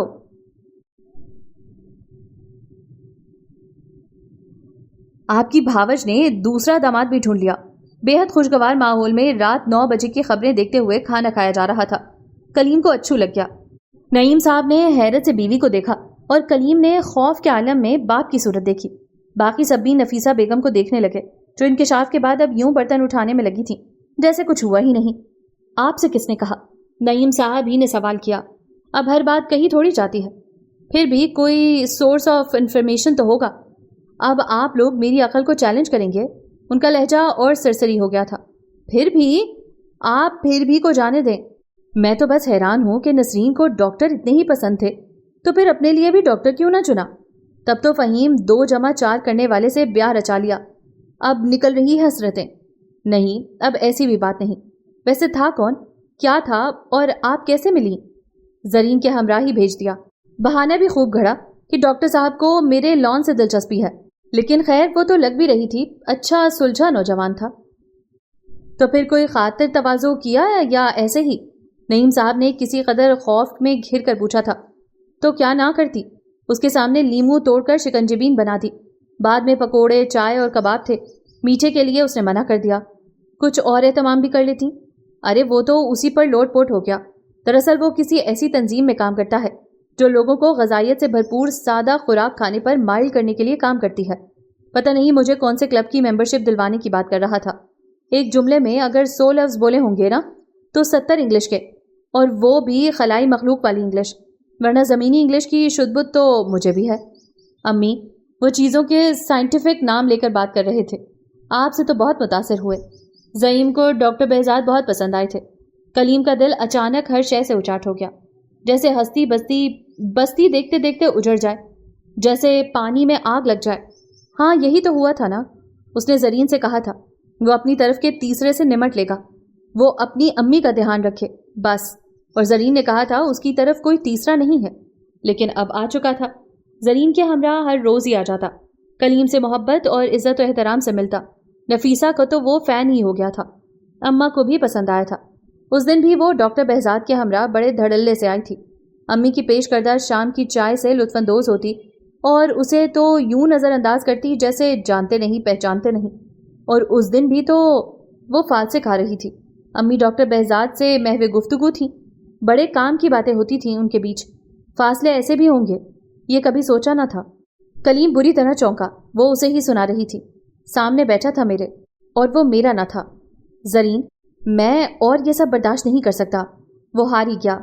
यही तो मैं तुम्हें इतने अरसे से रो रो कर समझा रही थी कि मुझसे बर्दाश्त नहीं होता जब ताई जी घंटों पैकेज पर अपनी बहन और भांजी से बातें करती हैं, और तुम भी करते हो।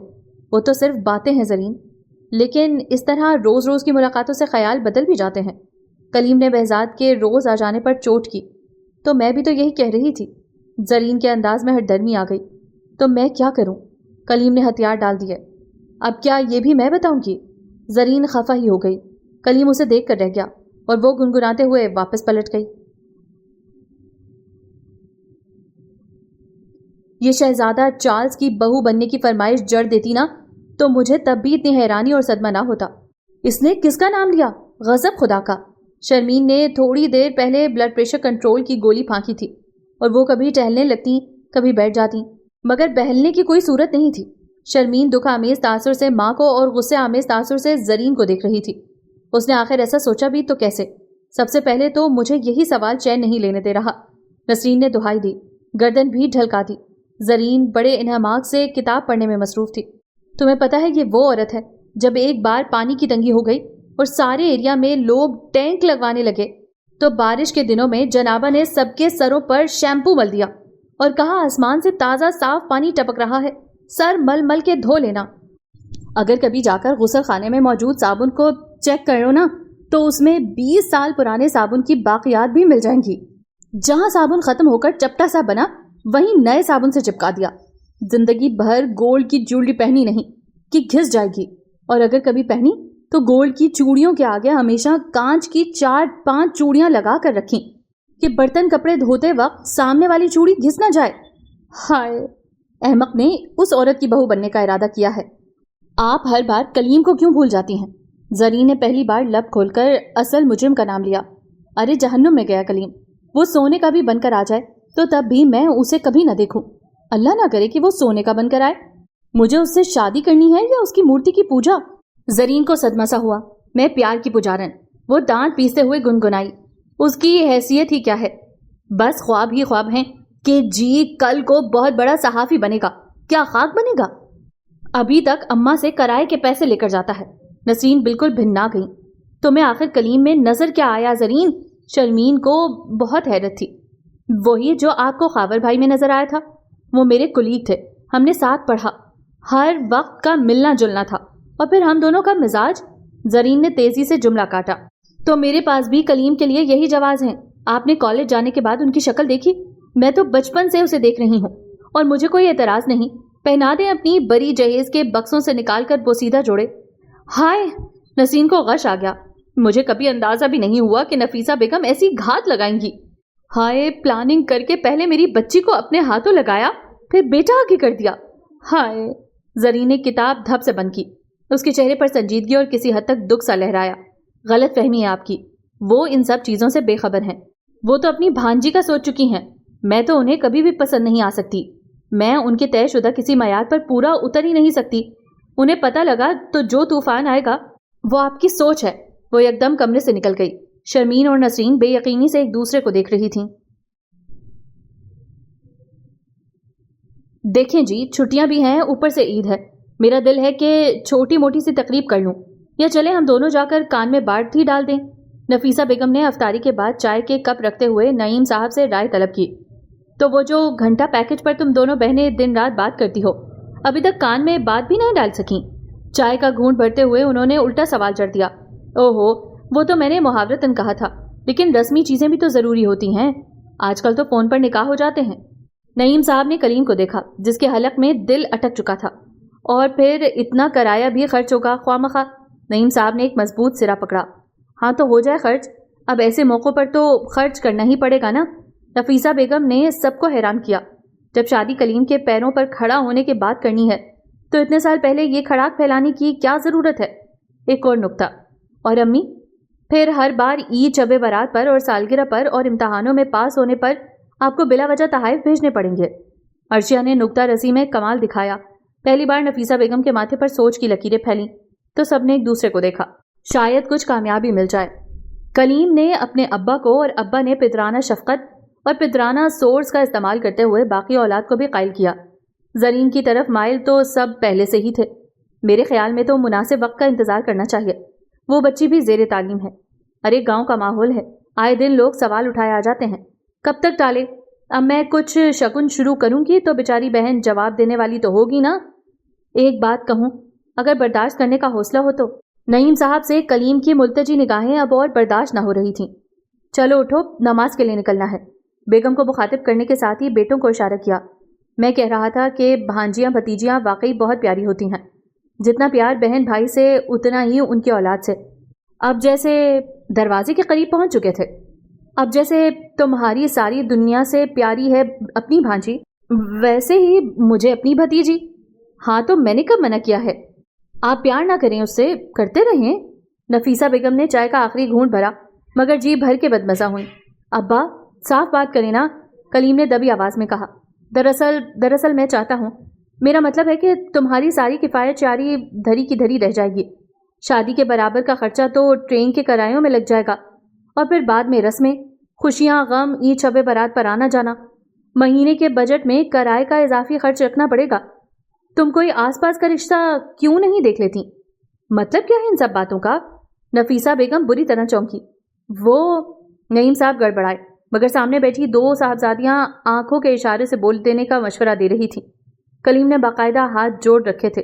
میں دراصل یہ کہنا چاہ رہا تھا کہ تمہاری نزدیک کی نظر کمزور تو کبھی نہیں تھی، پھر تو تمہیں زرین کیوں نہ نظر آئی؟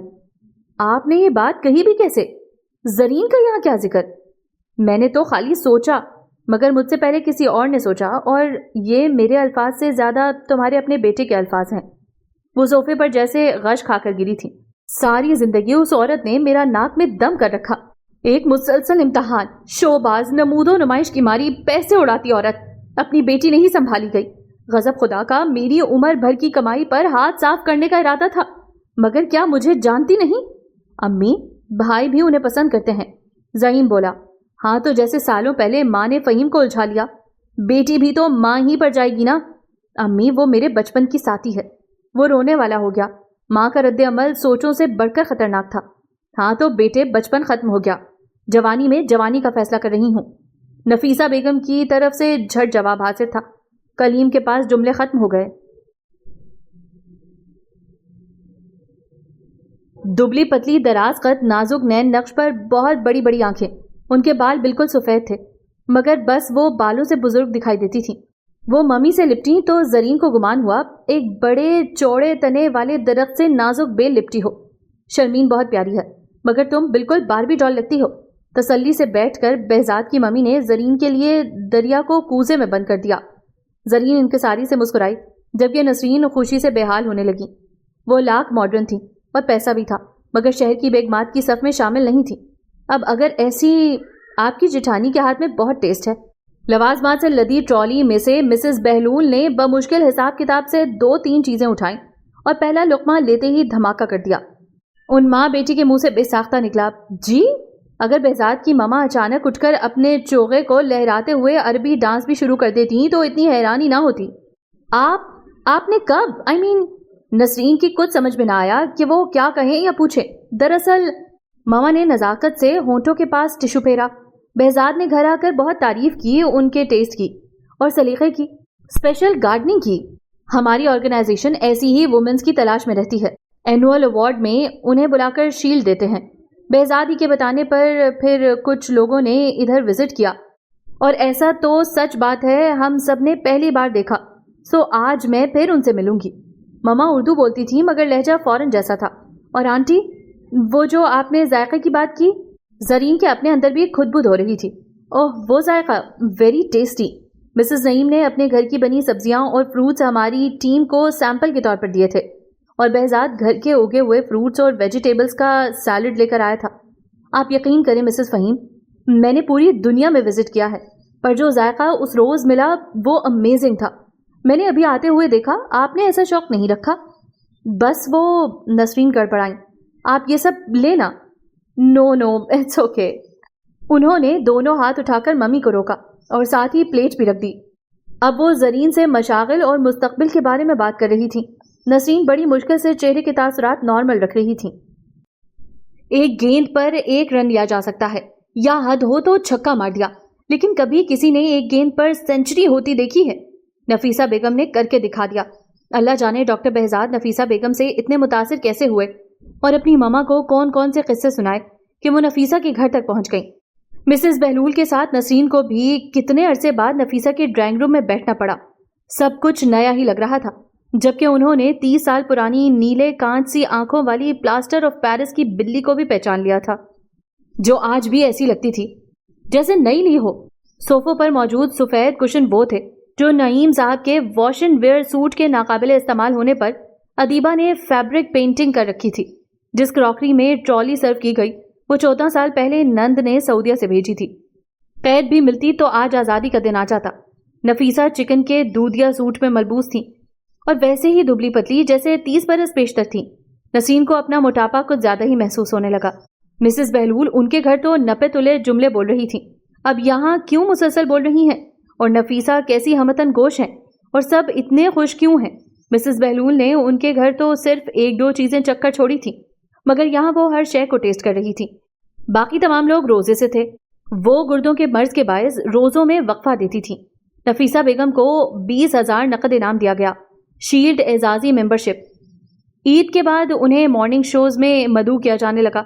نسرین خود کو ہمیشہ دوسروں سے برتر دیکھنے کی عادی تھی. اب نفیسہ نے ایسا پچھاڑا, اب برداشت ہو تو کیسے؟ نسرین بیگم کو ڈپریشن کے دورے پڑنے لگے. ڈر کے مارے ٹی وی نہ لگاتی, کہیں نفیسہ بیگم نہ آ رہی ہوں. کلیم نے بیڈ پر پھیلے زرق برق کپڑوں کو حیرت سے دیکھا. بہنوں کے چہروں پر بھی جگمگاہٹیں سی تھیں.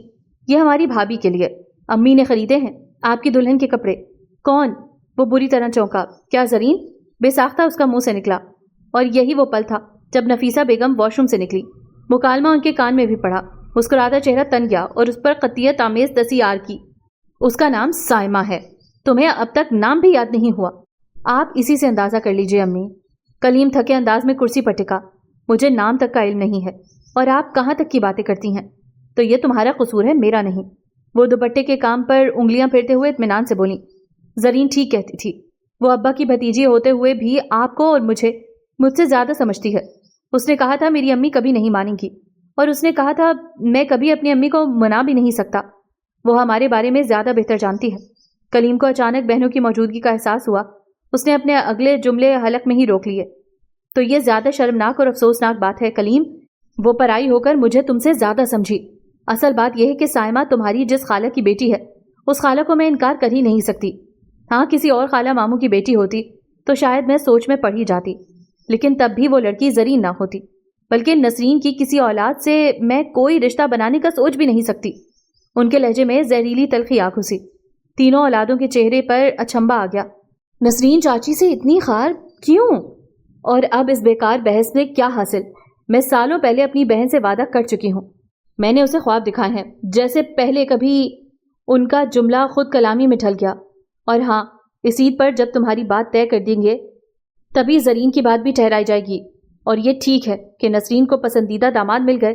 اللہ سب کی بیٹیوں کے نصیب کھولے. بہت اچھا لڑکا ہے ڈاکٹر بہزاد. زرین کے ساتھ اچھا لگے گا. اچھی جوڑی ہے. امی, زرین بھائی کے ساتھ بھی بہت اچھی لگتی ہے. عرشیہ کے منہ سے بے ساختہ نکلا. ادیبہ ہاں میں ہاں ملانا چاہتی ہی تھی کہ ماں کے غضبناک چہرے پر نگاہ پڑی. تھپڑ لگانے کی خواہش کو جیسے انہوں نے بمشکل روکا تھا. ادیبہ بے ساختہ ذرا سا پیچھے کھسکی. اور کلیم, آئندہ یہ بحث مت چھیڑنا, انہوں نے سنجیدگی سے کہا. سوری امی.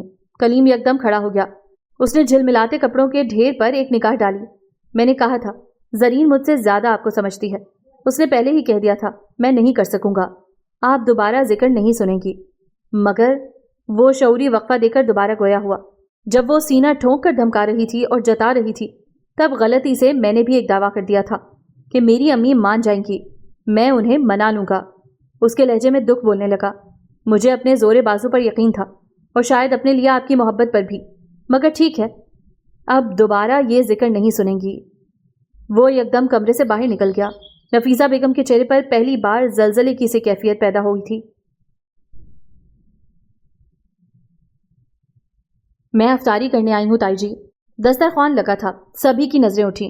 کلیم نے بے ساختہ ہی گردن گھمائی, لیکن پھر ماں کا دھیان آتے ہی نظریں ٹی وی پر جما دیں. نفیسہ بیگم نے ایک بھرپور خوشامدیدی نگاہ اس پر ڈالی. اب انہیں اس سے کوئی خطرہ نہیں تھا. کلیم کی نظروں کا بھٹکنا اور پھڑکنا وہ دیکھ چکی تھیں, مگر انہیں کوئی پرواہ نہیں تھی. ابھی کل ہی تو کلب میٹنگ میں انہیں پتہ چلا تھا مسز بہلول کو بھانجے ڈاکٹر خاور کی وائف ڈاکٹر شرمین کی بہن پسند آ گئی ہے.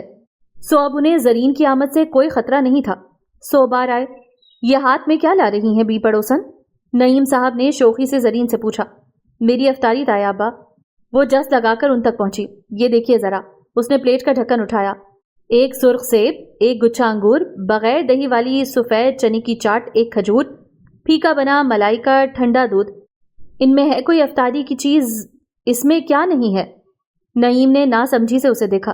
تایا جی, پکوڑے, سموسے, جلیبی, چکن رول, دودھ, روح افزا, کوئی کیچپ چٹنی. اس کا انداز رو دینے کا سا تھا. تمہاری ماں کہاں ہے؟ اس نے تمہیں آتے نہیں دیکھا؟ नफीसा बेगम का मूड खुशगवारियत के हद पर था। देखा क्यों नहीं। बैठी हैं वो, एक गिलास फीका दूध, उबले हुए फीके चने और लाल लोबिया मिक्स, 2 खजूर। उन्हें अपना आधा वजन कम करना है। मुझे कोई ऐसी आफत नहीं, मैंने कोई कैट वॉक नहीं करनी। मुझे तो सीख सिलाई होना वैसे ही पसंद नहीं। उसने ताया और ज़ईम के बराबर जगह बनाई। ये दूध तुम पी लेना। उसने ज़ईम की जानिब ग्लास बढ़ाया। ये चने इस चाट में मिक्स कर दूं ताई जी? वो नफीसा बेगम के दिमाग से वाकिफ थी। ये सेब तुम ले लो। उसने अदीबा की जानिब हाथ बढ़ाया। और ये अंगूर? अब कलीम का नंबर था। नहीं, तुम रहने दो, ये अंगूर खट्टे हैं, उसने ऊंची आवाज में कहा। और दूसरा बहुत धीरे से, तुम ले लो अर्शिया, तुम्हें अंगूर पसंद है ना? जरीन ने क्या कहा था? उसने अपनी निगाहें जरीन के चेहरे पर टिकाईं। उसी पल अजान शुरू हो गई। नमाज से वापसी पर जब कलीम की निगाह जरीन पर गई तो पलटना भूल गई। नफीसा बेगम के उस दिन लाए गुलाबी सुनहरी काम से बोझल दुपट्टे को अर्शिया ने इस तरह बेड पर हवा में उछालकर उड़ाया था कि जब वो बेड पर गिरा तो एक कोने से जरीन के शाने पर टिक गया। अल्लाह जरीन! अर्शिया बेखुद सी हो गई। दुपट्टे का किनारा मैरून था जिस पर सफेद माइल सुनहरा काम था। अर्शिया ने किनारा पकड़कर घूंघट की तरह जरीन के चेहरे पर डाल दिया। तुम पर कितना सजा है। अल्लाह जरीन, तुम कितनी प्यारी लगती हो। और नफीसा बेगम की नजर पड़ ही गई थी। वो मबहूत रह गईं। उनकी निगाहों में न जाने क्यों सायमा का चेहरा घूम सा गया। खूबसूरत दुपट्टे के बोझल हाले में दमकते चांद ने रद्द अमल की कुव्वत को जैसे पल भर के लिए सल्ब कर लिया था। जरीन ने खुद ही दुपट्टा सर से उतारकर बेड पर रख दिया। उसी दम चौंकते कलीम पर नफीसा बेगम की निगाह पड़ी।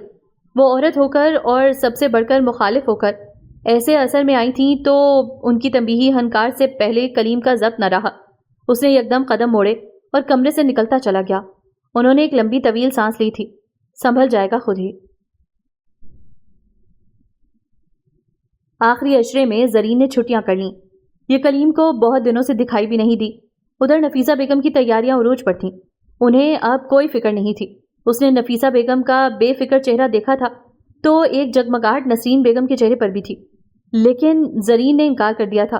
साफ बरमला फैसला कौन, मैं मसनूई जिंदगी नहीं गुजार सकती। उसने अपने डैड से कहा था। जब मम्मी ने आप ही को अपनी मर्जी करने दी तो मुझ पर कोई राय क्यों मुसल्लत की जा रही है? शर्मीन की पसंद बेऐब थी बेटा, फहीम साहब ने नरमी से कहा। तो कलीम का नाम कौन सा थाने में लगा है? उसने मुंह फाड़ के कह दिया।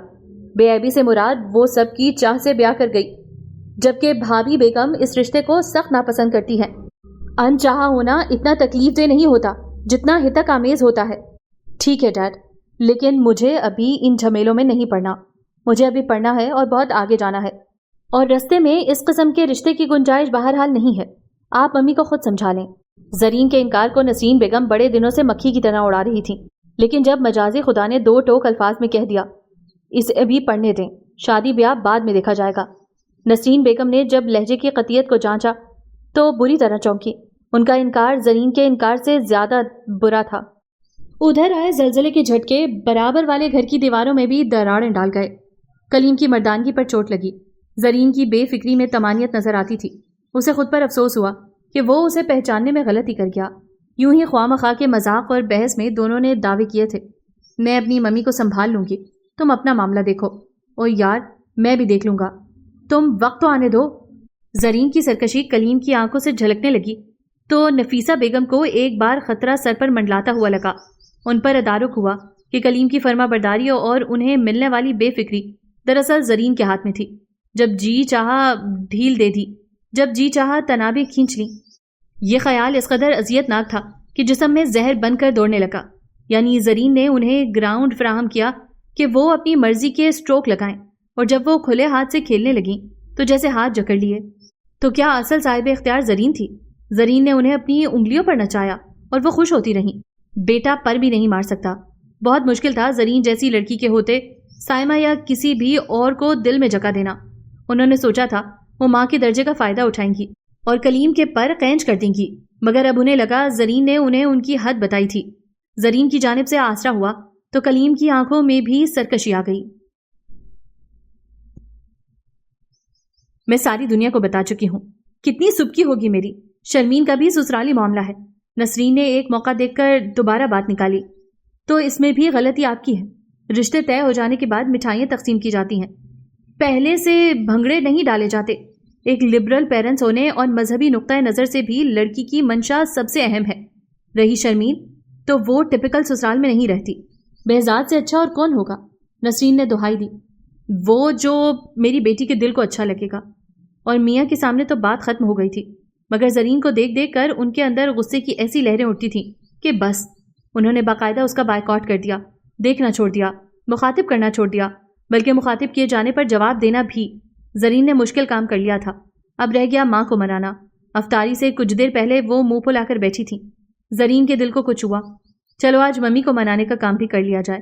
اس نے پیچھے سے آ کر ان کے گلے میں باہیں ڈال دیں. وہ بہت بری طرح چونکی تھیں. زرین نے پہلے ایک گال چوما، پھر دوسرا. اب گھوم کر آگے آ گئی. وہ خود کو چھڑانے لگیں. زرین کی گرفت سخت تھی. نسرین بری طرح جکڑی ہوئی تھی.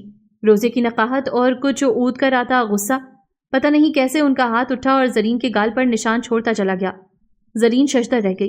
وہ گال پر ہاتھ رکھے بے یقینی سے پیچھے ہٹتی چلی گئی. نسرین بھی بے ساختہ چونکی. اپنے ہاتھ کو دیکھا. انہوں نے تو کبھی بھی بچپن میں بھی، اس سے پہلے کہ وہ کچھ کہتی یا کرتی. زرین تیزی سے بھاگتی باہر نکل گئی. اس نے باہر نکل کر دھیرے سے اپنا ہاتھ گال سے ہٹایا. شدید ترین بے یقینی. اسے لگا اس کی آنکھیں لبریز ہو رہی ہیں. اسے ایک دم سناٹے اور خاموشی کا سا احساس ہوا. روزہ کھلنے میں بس چند منٹ ہی باقی تھے. اسے اندر واپس جانے میں ڈر سا لگا اور شرمندگی بھی. اس نے لمبے سانس لیے، چہرہ تھپتھپایا، دوپٹے کو اپنے گرد لپیٹا. میں افطاری کرنے آئی ہوں تائی جی. کھلے دروازے سے صرف اس کا چہرہ دکھائی دیا. سنہری آنکھوں میں کچھ سرخی سی تھی اور چہرے پر بشاشت جو اس نے قصدن اور جبرن پیدا کی تھی. سفید دوپٹے کے حالے میں اس کا چہرہ لش لش کر رہا تھا، اور خاص طور پر آنکھیں. نفیسہ بیگم نے سرسری نگاہ دروازے میں روشنیاں پھیلتی دیکھی تھی، اور دوسری نگاہ کلیم کے چہرے پر روشنیوں کا عکس چراغاں بن کر جھلک رہا تھا. آنکھوں میں چھائی اتنے دن کی ایک مایوس ناکام کیفیت کی جگہ نیا رنگ تھا، محبت اور اعتماد. زرین اگلے قدم میں دسترخوان کے عین سامنے بیٹھ چکی تھی. سب دعا کے لیے ہاتھ اٹھائے ہوئے تھے. اس نے بھی ہتھیلیاں سیدھی کی اور آنکھیں موند کر لمبے سانس لیے تھے. وہ بہت ضبط کے باوجود شدید صدمے کے زیر اثر تھی، سو ہونٹ بھی کچھ لرز سے گئے. اس کے چہرے پر معصومیت سی آ رکی تھی. کلیم کو کچھ انہونی کا احساس ہوا. وہ نظریں ہٹا ہی نہ پا رہا تھا. تمہارا وہ دولت مند باپ اتنا بھی نہیں کر سکتا کہ تمہیں ڈھنگ کی افطاری ہی کروا سکے. زرین کی آنکھیں پٹ سے کھلیں. 1000 مرتبہ ہمارے گھر میں بچوں کی ناپسندیدہ چیزیں بھی بنی، مگر صبر شکر کر کے کھائیں. کبھی کسی کے گھر سالن مانگنے یا لنچ ڈنر کرنے نہیں پہنچے. امی کیا کہہ رہی ہیں آپ؟ عرشیہ، ادیبہ اور زعیم کے ہاتھوں کے طوطے اڑ گئے. وہ شدید ترین بے یقینی سے ماں کو دیکھ رہے تھے. زرین گڑبڑا گئی. بیٹھے بیٹھے کچھ پیچھے کھسکی. اس کی آنکھیں پانیوں سے بھر گئیں. اس نے نفیسہ بیگم کے پتھر چہرے کو دیکھا. وہ کھڑی ہو گئی تھی. ممی نے مجھے تھپڑ مارا، ادھر یہاں. اس نے کسی 4 سالہ بچی کی طرح شکایت لگائی. وہ میں اس لیے ادھر بھاگ کر آئی کہ ممی تو غصے میں تھیں. ہاں تو بہت پہلے لگا دینا چاہیے تھا یہ تھپڑ. دیر سے ہی صحیح عقل آ گئی. اور ادھر کس لیے؟ کیا ہم گال سہلائیں گے یا گود میں لے کر پچکاریں گے؟ چلو بھاگو ادھر سے. جو نافرمانیاں اور منمانیاں ادھر کرتی پھرتی ہو، میرے گھر میں اس کی گنجائش نہیں ہے. میرے گھر میں میری ہی چلتی رہی ہے اور چلے گی. انہوں نے سینہ ٹھونک کر کہا. چاروں اولادیں بے یقینی اور صدمے کی انتہا پر تھیں، اور تم سب کیا پتھر کے ہو گئے ہو؟ چلو دعا مانگو. اپنی اولاد کو ڈپٹ کر وہ خود بھی چہرے کے آگے ہاتھ پھیلا کر بیٹھ گئیں. سب نے ماں کو دیکھا اور پھر زرین کو، جس کی سنہری آنکھیں لبالب بھری تھیں. وہ الٹے قدموں پیچھے ہوئی تھی. دروازے پر پہنچی تو منہ پر بے ساختہ ہاتھ رکھ لیے تھے. وہ ننگے پیر بھاگی تھی. کلیم ششدر رہ گیا تھا، اور سب بھی. روزہ کھولنا تو دور کی بات، منہ تک نہیں کھل رہا تھا، اور اس میں کھجور ہی رکھ لی جاتی. تبصرے تجزیے سے قطع نظر اس وقت سب کی قوت گویائی سلب ہو گئی تھی. کسی اور نے بھی اس منظر کو بہت حیرت اور بے یقینی اور شدید دکھ سے دیکھا تھا. سارے گھر پر ایک موت کا سا سکوت تھا. نفیسہ بیگم کے اندر کیا چل رہا تھا خبر نہیں. وہ زندگی بھر ایک کار گزار عورت رہی تھیں. ان کے قدم حسب معمول متحرک تھے اور آواز سارے گھر میں گونجتی رہی تھی. اگلے دن کی افطاری بھی حسب معمول اہتمام کے ساتھ دسترخوان پر سجی تھی، اور خاموشی پچھلے روز سے بڑھ کر. نعیم صاحب تو کل دسترخوان پر نہیں تھے، مگر وہ بھی بے حد خاموش تھے. روزے کی نقاہت سبب ہو گئی تھی. نفیسہ بیگم نے کھجور منہ میں رکھ کر پانی کا گلاس پکڑا ہی تھا. نفیسہ ذرا 1 منٹ میرے ساتھ آؤ. نعیم صاحب کا جملہ حیران کن تھا. اس وقت کہاں جانا تھا؟ اس وقت؟ نفیسہ بیگم نے ازحد حیرت سے دوبارہ سننا چاہا. ہاں ابھی اور اسی وقت. وہ کھڑے ہو چکے تھے. نفیسہ کے لیے ان کے لہجے کا ٹھہراؤ اور قطعیت حیران کن تھی. وہ کسی معمول کی طرح پیچھے ہٹی تھی. وہ انہیں لیے ڈرائنگ روم کے اندر چلے گئے۔ کھڑکی کا پٹ ہلکا سا کھلا تھا اور ہوا سے پردہ ہل رہا تھا۔ ذرا یہاں سے جھانکو، اپنے قریب بلا کر کہا۔ نفیسہ کسی قدر تیزی اور سہم کے ساتھ کھڑکی تک آئیں۔ باہر ہرا بھرا لان تھا، شام کا سناٹا، ایک مقدس پاکیزہ سی فضا، خوشبو، نکھرا ستھرا گرد و پیش۔ ان کی سوالیہ نگاہیں نعیم صاحب کے چہرے پر ٹھہریں۔ نگاہوں میں سوال تھا، کیا دیکھوں، کیا ہے یہاں؟ دوبارہ دیکھو اور غور سے دیکھو، انہوں نے بڑھاوا دیا۔ نفیسہ چونک کر کسی قدر تجسس سے اس بار کھڑکی کی جانب گھومی اور تبھی انہوں نے دیکھا، اور غور کرنے سے پہلے ہی دل کو کچھ ہوا تھا۔ انہوں نے نسرین اور فہیم کو کہیں جاتے دیکھا۔ آوازوں سے پتہ چلا وہ کسی افطاری میں شرکت کی غرض سے روانہ ہوئے تھے۔ تو کیا زرین ہمراہ نہیں تھی؟ شام کے ملگجے اندھیرے نے ایک عجب اداسی سی پھیلا رکھی تھی۔ موسم پہلے ہی کچھ بادلوں والا تھا۔ خاموشی اداسی کو اور گہرا کر رہی تھی۔ وہ اپنے لان کے سنگی بینچ پر پیر لٹکائے بیٹھی تھی۔ گود میں ایک پلیٹ رکھی تھی، زمین پر پانی کی بوتل پڑی تھی۔ وہ جیسے ایک سکوت میں گھری ہوئی تھی۔ اس کی نظریں کبھی پودوں پر جا رکتیں، کبھی پنجروں پر ٹہرتیں۔ اس نے ایک بار بھی پلٹ کے اندر موجود چیزوں کو دیکھا نہیں تھا۔ منہ خالی ہو جاتا تو ہاتھ مشینی انداز میں پلیٹ پر جھک جاتا۔ منہ میں جو مرضی چلا جائے، پیٹ ہی تو بھرنا ہے۔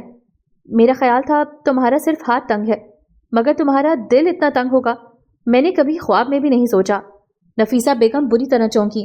تمہاری کفایت یاری سلیقہ مندی طور طریقے نے میری زندگی میں کبھی کوئی تنگی نہ رکھی، مگر تمہارا دل اتنی کم گنجائش رکھتا ہے، اس بات نے میرا دل بند کر دیا نفیسہ۔ میں سمجھی نہیں۔ میں بھی نہیں سمجھا۔ کل شام سے اب تک حلق میں کچھ اٹک گیا ہے، سانس تک نہیں آ رہی۔ کوئی بیٹیوں کے ساتھ ایسے کرتا ہے؟ ان کا لہجہ دکھ سے چور چور ہو گیا تھا۔ تو کیا کل شام نعیم نے سب سن لیا تھا؟ نفیسہ بیگم کی ہتھیلیوں سے پسینہ چھوٹا۔ میں نے اسے خدا نہ خواستہ افطاری یا کھانے پینے سے نہیں ٹوکا تھا، بس غصہ شدید ترین آیا تو منہ سے نکل گیا۔ مجھے بہت شرمندگی ہے۔ نفیسہ کے چہرے پر سچائی تھی، بس ایک دم غصہ۔ وہ صرف افطاری کرنے تھوڑی آئی تھی، اس نے بہزاد کے لیے منع کر دیا۔ کلیم کی آنکھوں میں نے بغاوت دیکھی تھی اور میرا دکھ اور چڑھ گیا۔ تم جانتی ہو کہ وہ صرف افطاری کرنے نہیں آئی تھی، نعیم صاحب نے جتا دیا۔ اسی پل دروازہ کھلا، کلیم اندر داخل ہوا۔ ابا، سب خیریت ہے نا؟ اس نے دونوں کے چہرے ٹٹولے۔ ہاں، بیٹھو تم۔ فرما برداری اچھی چیز ہے اور تمہاری ماں خوش قسمت ہے کہ تم نے فرما برداری کی لاج رکھی، لیکن تم نے تو اور بھی وعدے کیے تھے نا؟ کلیم نے کچھ الجھ کر دیکھا۔ میں جواب چاہتا ہوں۔ کچھ نہیں ابا، کوئی وعدہ نہیں، وہ ماں کی جانب دیکھ کر بولا۔ وعدہ توڑنے پر جنت ہاتھ سے نہیں جاتی ابا، اور اب جنت کو کون چھوڑے؟ بھلے زندگی جہنم میں گزرے۔ ابا نے ترنت کہا۔ ابا اتنا لمبا جہنم نہیں ہوگا، 40-50 سال بعد رہائی مل جائے گی، ابدی زندگی ماں کی اطاعت کر کے جنت مل جائے گی نا۔ نفیسہ بیگم نے بات کو سمجھا تو دہل کر اس کی صورت دیکھی۔ تو تم فیصلہ کر چکے ہو؟ فیصلہ تو امی نے کیا ہے ابا، میں نے تو سر ہلایا ہے۔ بس مجھے حیرت ہے کہ انہیں زرین سے اتنی سخت نفرت کیوں ہو گئی۔ اس کے انداز میں الجھن سی تھی۔ نفرت انہیں زرین سے نہیں، نسرین سے ہے۔ انہیں اپنی بہن کو دیورانی بنانا تھا نا۔ فہیم نے صاف انکار کر کے نسرین کو بیاہ لیا۔ اب یہ اصل چاہتی ہیں۔ کلیم بری طرح چونکا۔ اتنی روایتی گھسی پٹی بیک گراؤنڈ سٹوری وہ بہن کی جگہ آئی۔ تعلیم اور شکل و صورت میں ان سے اور تمہاری خالہ سے 1000 گنا اچھی۔ عداوت کا دروازہ انہوں نے کھولا تھا۔ نسرین کو رستہ بنانے میں کوئی مشکل نہ ہوئی، اور اب وہ رستہ اتنا خاردار ہے کہ دونوں کی انا زخمی ہوتی ہے گزرتے ہوئے۔ کلیم صوفے پر بیٹھ گیا۔ آؤ ذرا دیکھتے ہیں وہ ایسا کون سا سونا چاندی کھا رہی ہے جو تم اسے نہیں دے سکتی تھی۔ نعیم صاحب نے نفیسہ کا ہاتھ تھام لیا۔ وہ گھسٹتی ہوئی چلی تھی۔ عرشیہ، ادیبہ اور زعیم نے ازحد حیرانی سے اس منظر کو دیکھا۔ نعیم صاحب نے کہا، کچھ نہیں ہوا ہے، تم سب افطاری کرو، ہم آتے ہیں۔ زرین نے نگاہ اٹھا کر فردن فردن دونوں کے چہرے دیکھے۔ اس کے چہرے پر حیرانی، شرمندگی اور ہلکا سا خوف آ گیا۔ اس نے اپنی بھری پلیٹ کو بغور دیکھا۔ میری ممی نے آج مجھے ساری روزے والی چیزیں بنوا دیں۔ اس نے کسی 8-10 سال کی معصوم بچی کی طرح اپنی پلیٹ ذرا سی اٹھا کر دکھائی تھی، جس میں دنیا جہان کے لوازمات تھے۔ ایک دوسری پلیٹ سائڈ پر ہی دھری تھی، مگر دونوں لبریز تھیں، تو وہ اتنی دیر سے کیا کھا رہی تھی؟ یوں ہی ٹونگے مار رہی تھی۔ نفیسہ بیگم کا دل نچڑ گیا۔ کہتے ہیں لمحہ ہوتا ہے کسی بھی شے کا، دل پگلنے کا بھی ایک وقت ہوتا ہے۔ وہ تیزی سے واپس پلٹی۔ دسترخوان ہنوس تھا، کلیم نہیں تھا۔ وہ ڈرائنگ روم میں آئیں تو وہ اسی طرح صوفے پر ٹکا تھا۔ تم ابھی تک یہاں ہو، افطاری نہیں کی؟ آؤ جلدی۔ وہ واپس مڑی۔ امی، کلیم نے پکارا۔ وہ چونک کر مڑی۔ میرا خیال تھا آپ سب سے زیادہ پیار مجھ سے کرتی ہیں. میں نے سنا تھا بہت دعاؤں کے بعد آپ کو اولاد ملی، اور پھر بیٹا یعنی میں. آپ نے اولاد کیوں مانگی جب آپ کو اصل محبت خالہ سے تھی؟ آپ نے اس لیے مجھے مانگا تھا کہ خالہ کے دکھ کا مداوع کر سکیں. میں ایسے ہی کہتا رہا، میں اپنی امی کا لاڈلا ہوں. نفیسہ بیگم کا دل بیٹھنے لگا. کلیم کے لہجے کی ہار اور دکھ. کلیم کمرے سے نکل گیا تو وہ وہیں صوفے پر بیٹھ گئیں. زرین نے کتنی معصومیت سے جتایا تھا، میری ممی نے میری پسند کی سب چیزیں بنا دی ہیں. لہجے میں مان غرور کی جھلک تھی. اس کی ممی اس کے لیے سب کر سکتی ہیں، کیا کلیم کے لہجے میں وہ یہ غرور آمیز خوشی دیکھ سکیں گی؟ کتنی نفرت کی تھی نسرین سے. یتیمے میں پلی بہن اگر فہیم سے بیاہ دی جاتی تو عیش کرتی. عیش تو وہ اب بھی کر رہی ہے. اسے زمیندار ملا، وہ کون سی ناآسودہ رہی. اور وہ فون پر ہر بار کہتی تھی، آپا آپ نے رشتہ لینا ہے تو بات ڈال دیں. سائمہ کے چاچے تائے اور پھپھیاں میرے منہ بیٹھی ہیں. تو پھر وہ کس لیے ایک بے حد فالتو بات کو فساد بنا کر کھڑی تھیں؟ اب آپ آ جائیں افطاری کرنے. کلیم انہیں لینے آ گیا. تم کرو، میں آتی ہوں. جب تک آپ نہیں کریں گی میں کچھ نہیں کھاؤں گا. وہ ضدی لہجے میں کھڑا تھا. اپنے ابا کو بلا لو، انہوں نے بھی تو. انہیں آپ کی کیا فکر، کھا رہے ہیں اپنی بھتیجی کے ساتھ مزیدار پکوان. کلیم نے ذرا سا آگے ہو کر جھانکا. نفیسہ بھی آگے ہوئی. شام کے بلب روشن ہو چکے تھے. نعیم صاحب کا ہاتھ زرین کے شانے پر دھرا تھا. دونوں بہت خوش اور مطمئن نظر آ رہے تھے. زرین کے اداس چہرے اور موتی آنکھوں میں چمک سی تھی. اللہ جانے نعیم صاحب کون سے دل فریب قصے سنا رہے تھے. نفیسہ نے پہلی بار نعیم صاحب کے چہرے کے رنگ بھی دیکھے تھے. اتنی شفقت اور اتنی محبت. انہیں سائمہ سے اتنی محبت تو کبھی محسوس نہیں ہوئی تھی. میں کسی کو دسترخوان سے اٹھانے جیسا گناہ نہیں کر سکتی کبھی بھی. بس مجھے ایک دم ہی شدید غصہ آ گیا تھا. سحری کے بعد سپارہ پڑھنے میں ہی دھیان نہیں لگا پا رہی تھیں، اور زندگی میں نعیم صاحب نے کبھی انہیں ان کے کسی عمل پر ٹوکا نہیں تھا. اونچی آواز میں بات تو درکنار، ذرا سی خفگی بھری نگاہ بھی نہ ڈالی تھی. اور کل ان کے لہجے کا دکھ، افسوس، حیرانی اور ناراضی. انہوں نے افطاری زرین کے ساتھ کھائی اور وہیں سے مسجد نماز کے لیے گئے تو پھر تراویح کے بعد ہی لوٹے اور کسی سے بھی بات کے بغیر سو گئے. سحری میں بھی ان کی چپ نے سب کی بولتی بند رکھی. قرآن جزدان میں لپیٹتی دبے قدموں بیڈ روم میں آئیں. نعیم صاحب سحری کے بعد 8 بجے تک سوتے تھے، مگر اس وقت وہ تکیوں کو پشت سے لگائے خاموش بیٹھے تھے. انہیں ایک سرسری نگاہ دیکھ کر دوبارہ کہیں کھو گئے. شوہر سے معذرت تو کرنی ہی تھی. میں نے تو صرف اپنی بہن سے وعدہ کیا تھا. بس یہی کہہ سکیں. نعیم صاحب نے نظریں ان کی جانب گھمائیں. بڑھاپے میں نافرمان اولاد ایسے ہے جیسے کسی کی تیار کھڑی فصل کو آگ لگ جائے. اور آپ سے زیادہ کون سمجھے گا کہ فصل تیار کرنے میں کتنے دن رات لگتے ہیں. ان کے سادہ سے جملے میں ساری حکایت تھی اور لہجہ اذیت سے پر. آپ کو تو خوش ہونا چاہیے، بیٹا فرما بردار ہے. وہ آپ کے کہے پر منوعن عمل کرے گا. مگر کیا آپ نے سوچا کہ آپ کسے شکست سے دوچار کر رہی ہیں؟ میں نفیسہ بیگم کو اپنا حلق خشک ہوتا محسوس ہوا تھا. میں نسرین کو پسند نہیں کرتی، مگر وہ نہ ہوتی تو. نفیسہ، نعیم صاحب ذرا تیزی سے بولے. اگر خدا نہ خواستہ آپ کی بہن ناکام اور نامراد زندگی گزار رہی ہوتی تو میں آپ کے عناد بغض کو درست مان لیتا، مگر وہ تو ماشاءاللہ اب سب بہن بھائیوں سے زیادہ خوشحال خود کفیل زندگی گزار رہی ہے. سب سے اہم بات، ہم نے کون سی کوئی باقاعدہ بات رکھی تھی؟ آپ کا ارادہ تھا بس، اور وہ اپنے منہ سے کہہ رہی ہے کہ آپا کرنا ہے تو کر لو. میرے سسرال والے شگن ہاتھ میں لیے کھڑے ہیں. یا تو وہ مجبور و بےکس لڑکی ہوتی یا رشتوں کا کال ہوتا، جبکہ ایسا ویسا کچھ بھی نہیں. اور رہی نسرین، آپ برا مانیں یا بھلا، نسرین نے ہمیشہ ریاکشن دیے ہیں. ابتدا آپ ہی کی جانب سے رہی ہمیشہ. اور آپ کیا سمجھ رہی ہیں؟ آپ نسرین کو پچھاڑ رہی ہیں اس کی بیٹی کو ریجیکٹ کر کے؟ وہ ذرا سا رک کر استہزائیہ ہنسے. نفیسہ نے اچنبے سے ان کی مسکراہٹ کو دیکھا. نسرین کو شکست تب ہوتی جب وہ خود کلیم کی طلبگار ہوتی. اس کے تو شاید فرشتے بھی لا علم ہیں کہ آپ اسے حریف مان کر کیسی ساز باز کرتی ہیں. نسرین کو آپ کی سوچ، آپ کی نفرت محبت سے کوئی سروکار نہیں. اس کے پاس ڈاکٹر بہزاد جیسا اچھا بر موجود ہے. جیت منانے کا مزہ سب کے بیچ ہوتا ہے. بند کمرے میں آپ کیسا جشن منا سکتی ہیں؟ مزہ تب ہوتا جب وہ دل گرفتہ ہوتی اور بیٹی کے آنسوؤں کے آگے دل پسیج جاتا. بہرحال یہ بات ہم سب جانتے ہیں، اور آپ بھی جان لو کہ لاکھ کلیم میرا جگر گوشہ ہے، مگر وہ بہزاد سے بہرحال بہتر نہیں ہے اس وقت. نعیم صاحب اپنا تکیہ سیدھا جمانے لگے. وہ اب لیٹنا چاہ رہے تھے. آپ گراؤنڈ میں اکیلی کھیل رہی ہیں، خود ہی جیت رہی ہیں، خود ہی تالیاں پیٹیں گی. خالی گراؤنڈ میں جیت کا جشن منائیے. جتنا پیار آپ کو اپنی بھتیجی پر آ رہا ہے اتنا ہی مجھے اپنی بھانجی سے. نفیسہ بیگم اتنے کھرے دو ٹوک جملے سن کر ششدر تھیں، ایک دم بول اٹھیں۔ نعیم صاحب ایک بار تازہ دم ہو کر بیٹھے۔ مجھے بھتیجی ہمیشہ کی پیاری ہے نفیسہ، آپ نے زندگی میں ہر کام میں جمع تفریق کی، جوڑ توڑ کی ماہر ہونا۔ اگر میں بھی کچھ جوڑ توڑ کروں تو؟ فہیم میرا لاڈلا چھوٹا بھائی شرمین کو بیاہ چکا ہے، زرین شاید ملک سے باہر چلی جائے، بڈھا بڑھیا اکیلے ہی گھر میں رہیں گے، بھاں بھاں کرتا گھر۔ زرین ہماری بہو ہوگی تو ماں باپ کے سامنے رہے گی، نانا نانی نواسوں نواسیوں سے دل بہلائیں گے۔ سچ کہوں بھائی کے اتنے بڑے گھر میں پھیل جانے والا سناٹا ابھی سے ہولاتا ہے۔ بہزاد بہت اچھا ہوگا، خاور اچھا ہے، لیکن وہ دونوں کلیم کبھی نہیں ہو سکتے، اور یہ مجھے کسی نے کہا نہیں ہے، یہ جوڑ توڑ میں نے خود کیا ہے۔ فہیم بیمار ہوتا ہے تو زرین بھاگتی ہوئی آتی ہے، جب یہاں ہوگی نہیں تو کیسے بھاگتی آئے گی؟ ہمیں خبر ہونے تک تو بڈھا بڑھیا نے گل سڑ جانا ہے۔ ان کا لہجہ بھرا گیا اور نمی کی چادر آنکھ کے آگے تن گئی۔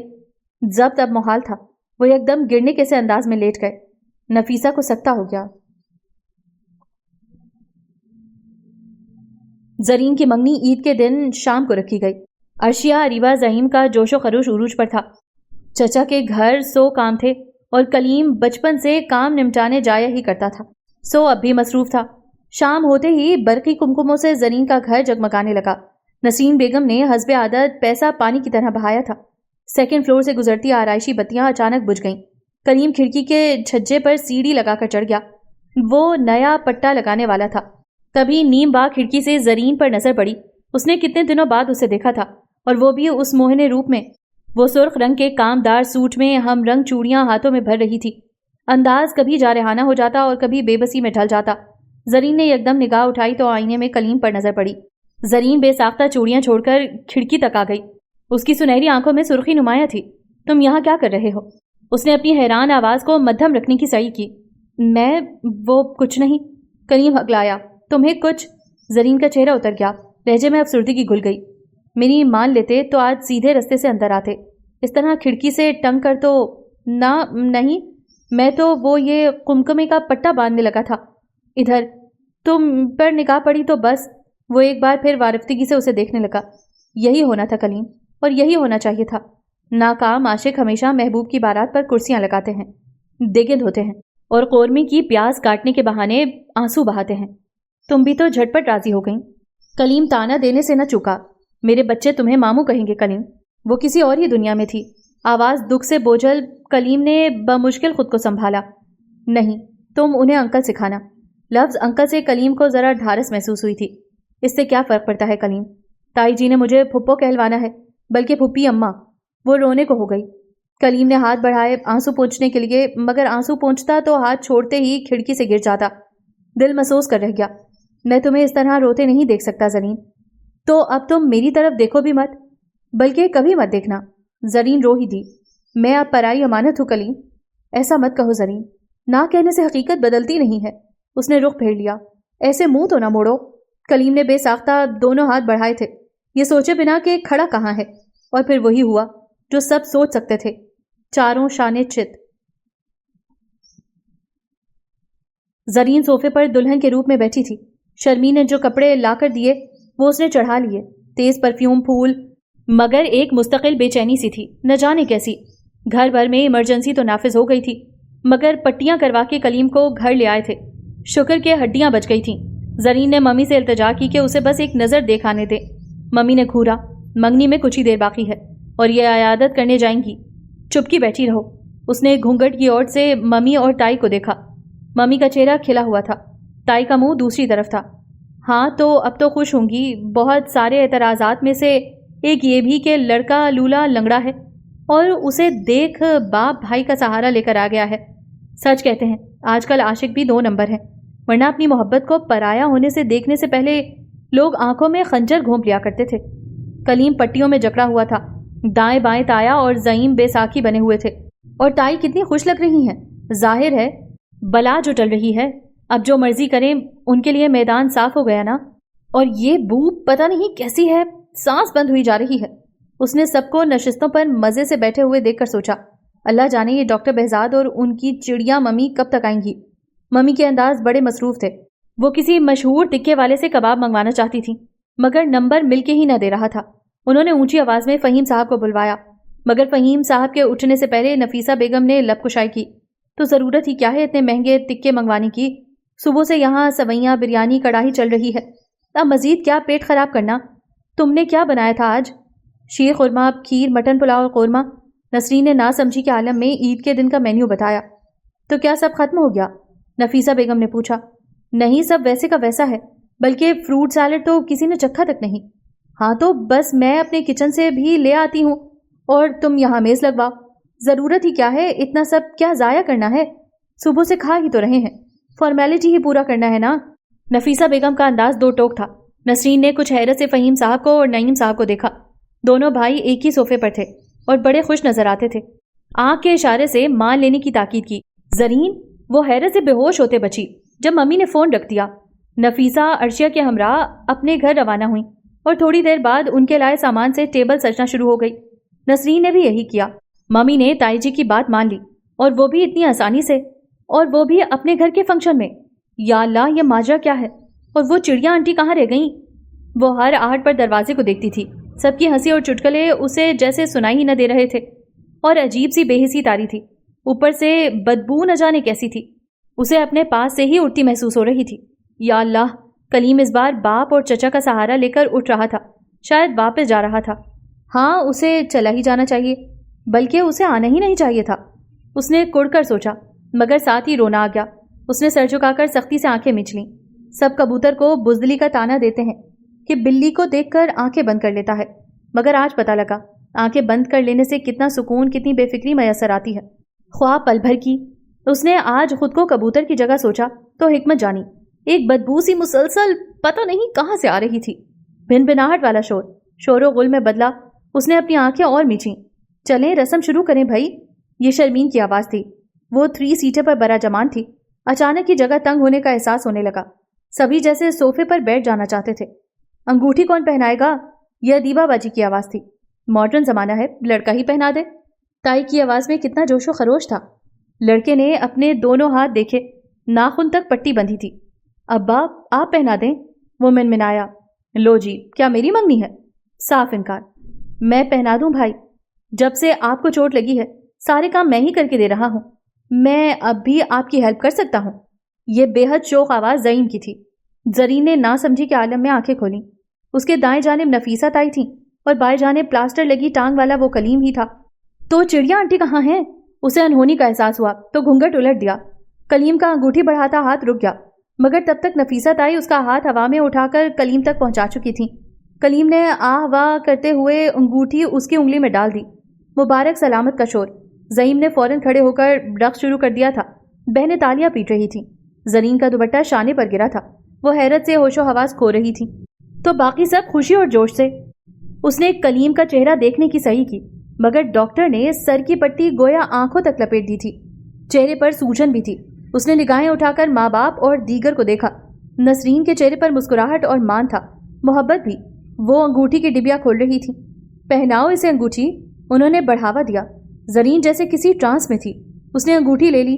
کلیم نے ابا اور چچا کے ٹھوکوں پر دونوں ہاتھ بڑھا دیے۔ کوئی انگلی خالی نہیں تھی۔ عید کی چھٹی کے باعث پٹی کسی اناڑی ڈاکٹر نے کی تھی۔ یہ تو مسئلہ ہو گیا۔ سب ہم آواز بولے، لو، خواہ مسئلہ، مجھے پہنا دیں، آخر میں بھائی ہوں۔ زعیم ایک بار پھر دھب سے اس کے آگے 2 زانو ہوا۔ سب نے اسے گھورا تو مصنوعی سٹ پٹاہٹ سے بولا، میرا مطلب ہے مشکل میں بھائی ہی بھائی کے کام آتا ہے۔ اپنے پاس رکھو اپنی ہمدردی، میں کل پرسوں آ کر پہن لوں گا، کلیم نے تیزی سے کہہ دیا۔ چلو یہ بھی ٹھیک ہے۔ نسرین نے انگوٹھی دوبارہ بند کر دی۔ اب سب گلے مل رہے تھے، نسرین اور تائی بھی۔ زرین نے حیرت سے سب کو دیکھا اور اپنے ہاتھ کی انگوٹھی کو۔ یہ بہت پرانے ڈیزائن کی انگوٹھی تھی۔ میں تمہیں نئی والی بھی بنوا دوں گا۔ کلیم اس کا چہرہ پڑھنا جانتا تھا۔ یہ سب کیا ہے کلیم؟ وہ چلا اٹھی۔ سبھی متوجہ ہوئے۔ یہ ضرب کلیم ہے زرین۔ کلیم نے سب کے متوجہ ہونے پر آواز ہلکی رکھی، مگر نعیم صاحب نے سن لیا۔ وہ کلیم کے ساتھ ہی تو دھنسے بیٹھے تھے۔ غلط فہمی ہے میاں صاحبزادے، یہ ضرب کلیم نہیں، چشمے زرین کا کمال ہے۔ ان سنہری آنکھوں سے نکلنے والے وہ آنسو جہاں گرے مانو آگ لگا گئے۔ ممی کیسے مانی؟ اور تائی جی؟ وہ ہنوز صدماتی کیفیت میں تھی۔ بات یہ ہے کہ نعیم صاحب نے سرگوشی کے انداز میں راز کی بات بتائی، لیکن پھر بھی وہ وہیں اٹکی تھی بات یہ ہے کہ نعیم صاحب کچھ بتانے کے لیے آگے جھکے۔ کلیم نے سرگوشی کی، دوپٹہ تو سر پر ڈال لو۔ ایسے کیسے ڈال لوں؟ اتنی عجیب سی کیمیکل نما بو آ رہی ہے، میرا سر دکھنے لگا ہے۔ زرین نے اتنی دیر میں بو کا مرکز تلاش کر ہی لیا۔ باپ بیٹا کی آنکھیں چار ہوئیں اور ایک کہا فضا میں گونجا، تو بو تو آنی ہے نا، تم نے وہ جوڑا پہنا ہے جو امی نے اپنی چوتھی کی رسم پر پہنا تھا۔ کیا؟ وہ بے ساختہ چلائی اور خود کو غور سے دیکھا۔ پہلے تو غم میں گھر کر ارد گرد کا ہوش ہی نہیں تھا۔ یہ فنائل کی بو کے ساتھ لونگوں کی بو مکس ہو گئی ہے۔ کلیم نے نسخہ بھی بتا دیا۔ تو وہ گلابی میرون کہاں گیا؟ کیا تم اپنی تائی جی کو جانتی نہیں؟ وہ پورے 8000 کا سوٹ سنبھال لیا ہے، بری میں رکھیں گی۔ ہم نے تو سمجھانے کی کوشش کی مگر وہ کہنے لگی گھر ہی کے تو 4 لوگ ہیں، اور ممی مان گئی۔ اس نے ایک بار پھر سرخ جوڑے کو دیکھا۔ شام کو ممی ہی اسے ڈبہ پکڑا کر گئی تھی۔ جب بڑی بڑی باتیں مان لیں تو یہ تو بہت چھوٹی سی بات ہے نا۔ نسرین نہ جانے کب آئی تھیں، اور میں نے تو تم سے پہلے کہا تھا یہ سب ہوگا ہی، تمہیں ہی پرواہ نہ تھی۔ اب بھگ دو۔ ان کا انداز چھیڑنے والا تھا۔ میں کپڑے بدل لوں؟ بہت بو ہے ممی، وہ بے چارگی سے بولی۔ اور تمہیں ذرا احساس نہ ہوا کہ میں کیا پہنے بیٹھی ہوں؟ اسے کلیم پر جی بھر کے غصہ آیا۔ اور تمہیں احساس ہے کہ میں نے کیا پہن رکھا ہے؟ اس کا اشارہ پٹیوں کی جانب تھا۔ زرین کو بھی اس کی حالت کا تدارک ہوا۔ تمہیں بہت زور کی چوٹ لگی کلیم، کیا تم خودکشی کرنے لگے تھے؟ اس کے لہجے میں دکھ تھا۔ کلیم نے چونک کر اسے دیکھا۔ وہ خوشی جیسا بزدلانہ اقدام کبھی نہیں کرتا، لیکن اگر ہونے والی بیوی پر زندگی بھر کے لیے امپریشن بن جائے تو کیا مذائقہ۔ اس نے جھٹ اپنا پٹیوں والا سر ہلا دیا۔ تائی جی کیسے مانی؟ مان گئی یار، مائیں مان جاتی ہیں، اس نے کہا۔ مجھے یقین نہیں آ رہا۔ زرین نے اپنی انگوٹھی کو دیکھا۔ یہ بھی تائی جی کی ہی تھی۔ مجھے لگتا تھا میں مر جاؤں گی، ساری ہمت ختم ہو گئی۔ اسے یکدم رونا آنے لگا۔ اتنی مشکلات کے بعد اس کے ہونٹ لرزے تو حسب عادت کلیم کا دل پگھلا۔ اس نے چھیڑنے کو لب کھولے۔ اب یہ سب؟ اس وقت تو چچی کا لایا جوڑا مزے سے چڑھا کر بیٹھ گئی تھیں۔ زرین نے بے ساختہ سر اٹھا کر اسے دیکھا، پھر ڈائننگ ٹیبل کے گرد اکٹھے سب لوگوں پر نظر ڈالی۔ اس نے پل بھر توقف کیا۔ کلیم، بیٹیوں کو ماؤں کے دیے گئے جوڑوں کو اسی خاموشی سے سر جھکا کر پہن لینا چاہیے، اسی میں بھلائی ہے اور عزت، ان کی بھی اور ان سے وابستہ لوگوں کی بھی۔ اتنی گہری بات، ساری باتوں کا نچوڑ، اصل حکایت۔ وہ سر اٹھا کر اور گردن تان کر اسے دیکھ رہی تھی۔ کلیم نے بے ساختہ اپنا پٹیوں میں جکڑا ہاتھ اس کے ملائم ہاتھ پر رکھ کر تھپتھپایا۔ جس دن کا نام خوشی ہو، یعنی عید کا دن، اس دن کوئی آزردہ کیسے رہ سکتا ہے؟